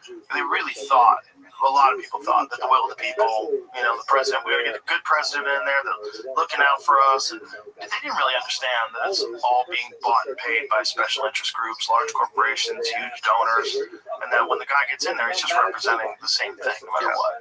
Yeah, the amount of reading and insight learning that guy was, a lot of those dudes were able to do back then pre-internet is astonishing. Yeah, and to be able to like internalize and process those ideas and rework them with draft after draft, or refine it into like the most perfect way to communicate it to people to where it lands. You know, it's fucking crazy. And in today's day and age, it's almost like you would think it would be easier with all of the access to information, but it seems like it might even be harder because there's just too much information. Like last night, listening to you talk was fucking incredible, dude. Like listening to how you were at the end doing this like Q&A with the crowd. You're like, I ran out of jokes. Who wants to ask me questions? Like you were just on another gear, dude. It's like you're so high octane and you're so like up to speed with everything that's happening around the world at all times. It's mind blowing to me how you're able to do this stuff. How you're able to stay up, do comedy late, do podcasts every day, and be like up to speed with all the news, and like have like thought through a lot of these things that just happened yesterday. I'm just fascinated by that, dude. Well, that's all I do. You know, when you only pay attention to fascinating things, like things that are interesting to you, and they're also interesting to the audience. But I mean, I don't have a regular job, right? So this is my job. This is my job to kind of pay attention to stuff, you know, and have opinions on things. And then the tricky thing is taking those opinions and trying to make them funny. You know, trying to like put it in a way that's going to be hilarious on stage. What do you think about this Diddy thing that just happened this morning? We're kind of crazy, you know.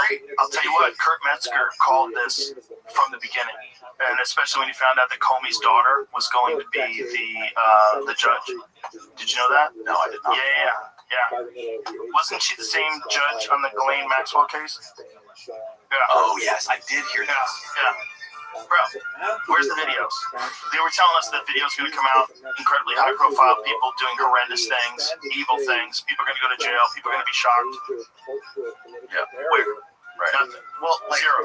my thing about the Diddy thing is like, I don't really give a fuck. These people are they're of age. They're like 18 years old. And is it shitty what he's doing, trying to like use people and leverage them and to do these weird sexual things and like sick shit, just the most sick shit you could possibly think of. But like the way I look at it is these people are using this Diddy stuff, all it does is like take away from the real child trafficking that's going on with like underage kids, right? There's like what 300,000 something like missing kids. Like talking about Diddy and his oil parties with these 18-year-olds, like do I think it's good? No. I want to beat up their dad, but other than that, I don't really give a fuck if there's like 18 to 19-year-olds that are doing this stuff, as long as they're not being like actually like physically raped. But I mean, it seems like what's going on is just like this weird cultish thing where they slowly get creep closer and closer and closer to this thing. Like, oh, I'm here now. All these famous people are here. They're doing this. Like elaborate parties, lots of money, everything you want, the golden carrot at the end of the stick. So the thing is, he's not even being charged for any of the things you just brought up. He's not being charged for blackmail, which is kind of crazy. Because, like, what did they do? Why did they tell us that there was all these videos of all these high-profile people and then silence, and then it never comes up once during the trial? There's none of that stuff in the trial. In the trial, it was his ex-girlfriend Cassie. They were talking about. So, like, he's up for these 2 charges left, and it's like prostitution, something. It's like nothing stuff. It's like stuff that he's going to go to jail for like 5 years, if at all, and probably won't. Right. And he's already been in jail for. It's like, what is time served now? It's over a year, right? Yeah. No, I think he's going to walk, dude. I think he's going to walk too. And this is what Kurt Metzger called a long time ago. As soon as he saw that it was Comey's daughter, he was like, oh, he's going to walk. Trust me, he's going to walk. There's a bunch of high-profile people that are connected to this. Yeah. They're covering it all up. If he goes down, they go down. So he's not going to go down. Right. So that's the thing. Like, if he really did have, like, really wealthy, high-profile people at his parties, which we know he did, you know, Diddy prosecutors abandoned multiple allegations against rapper days before trial's end. Hey, look, he says, wow. Hey, remember I called it? This is Kurt Metzger on Twitter. Because James Comey's daughter is the prosecutor. Remember how well she swept up on the Ghislaine trail? Yep. Hey, who else called it? Yep. I can't be the only one. Yeah, he called it. Yep. He called it. He called it in the fucking green room of the mothership. Right when he found out, he goes, "He's gonna walk." I'm like, "What are you talking about? Have you heard these charges? Yeah. He's going to go to jail." Yeah. No, that's what's right. Mm-hmm. Yep. And then we I don't know what happened. You don't think we can fake the moon landing? Shut the fuck up. Shut the fuck up. They got videotape, and all of a sudden they don't. You know, you have the director of the FBI on the show saying there's no tape. If there was, nothing you're looking for is on those tapes. Like, what? Why did they say there was thousands of hours of tapes of people doing horrible shit? Why did they say that? Right. Did Pam Bondi say that? What, are you talking about Epstein or Diddy? Yeah, Epstein. Yeah, she said it literally, I think, a week before you had the FBI director sitting here telling you there was nothing, right? She said something about that there was like thousands of hours of tapes of people doing horrible crimes. There is. And didn't the FBI dude say that there was nothing? Cash Patel said there's nothing you're looking for. Oh, okay. Okay. I mean, what am I going to do? I'm going to push back. No, of course. Obviously, he's saying what he has to say. Right. Mystery surrounds the Jeffrey Epstein files after Bondi claims tens of thousands of videos. Tens of thousands. Jesus Christ. Tell you what. Oh my God. Was reviewing tens of thousands of videos, the wealthy financier with children or child porn. The comment made to reporters at the White House days after a similar remark to a stranger with a hidden camera raised the stakes for President Donald Trump's administration to prove it has in its possession previously unseen compelling documents, or just bomb Iran. Everybody forgets. Just bomb Iran. Yeah, everybody forgets about it. Yeah, it seems crazy that we're just I would think just Trump's demeanor, his MO towards other countries, like if we're the ones funding them, giving them all this money, and they're trying to fight a war, like typically he would be putting his boot on their neck, like, listen, you motherfucker, like he's talking shit, right? Like you have to do what I want you to do. And it just seems like, and now I think it just came out a couple days ago that they're trying to prosecute Netanyahu, right? And then Trump's helping with it, I think, trying to help him, Netanyahu, in that whole rigmarole. Well, they're trying to try him while he's in office, right? And I think that he's trying to delay it because he's like, look, we're at war, right? And they decide to go through with it. Yeah. And I think something came out, I think a couple days ago. I could be wrong, but I was listening to Dave Smith talk about how Trump was actually like helping him through this. I don't know, could be wrong. Okay, here it says, during a Fox News Channel interview in February, Bondi suggested an alleged Epstein client list was sitting on her desk. Yeah. Well, the list is one thing, right? I mean, there's so many people on the list that are probably innocent, but they just went to the island for a party. There gotta be a fucking hard drive. There's gotta be sitting in Tel Aviv right now. Yeah, that's listen. The other part was they asked Glenn Maxwell's lawyers what their he had like 100 cameras in that in every single house. You know his house is for sale in New York. That's amazing. Yeah, and got a podcast studio. No, my wife found it on Trulia or whatever it is, one of the maps, and she's like, "Look at this view," because we were in the townhouse. Yeah, like it's not a townhouse; it's a house. It's a big ass house. It's like multiple stories. The one right across the street from Central Park. Yeah, that one. It's for sale right now. How much? I think it was like 60 or 70 million, something like that, which is what it's worth. But who wants to live in the Epstein house? First of all, if I bought that house, I'd want the Clinton painting. Can you give me that painting? Yeah, Clinton in the it's blue gotta dress? come with all that shit. I want George Bush with the Jenga towers and the paper airplanes. I want all of it. And then the lady just died too. The lady got hit by a car. One of the witnesses. One of the Jeffrey Epstein witnesses. And then apparently she had like a husband who was abusing her. And people like to. It's just like people like to use this stuff as like a political football to like argue for whatever they believe in. And also, when you get rich, powerful people, so here's the thing that happens with rich, powerful people: they can't go anywhere, right? If you're, like, say, a Jeff Bezos type, or someone who's like an Elon Musk type, and I'm not accusing them of anything. I'm just saying, at that caliber of celebrity and that caliber of prominence, you can't go anywhere.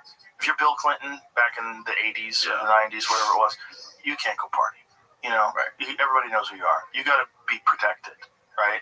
But you want these experiences. And so you have these guys, like a Jeffrey Epstein type guy, who works with the elite of the elite clientele. It's all movie stars, big-time politicians, world leaders, scientists, Nobel Prize winners, and they all meet together and have fascinating conversations and cocktails, and there's beautiful girls everywhere. Of course. What a great idea. Right? And if you're naive and you don't understand honeypots. The quote from Maria Farmer, who was one of the accusers from what was inside the house in New York.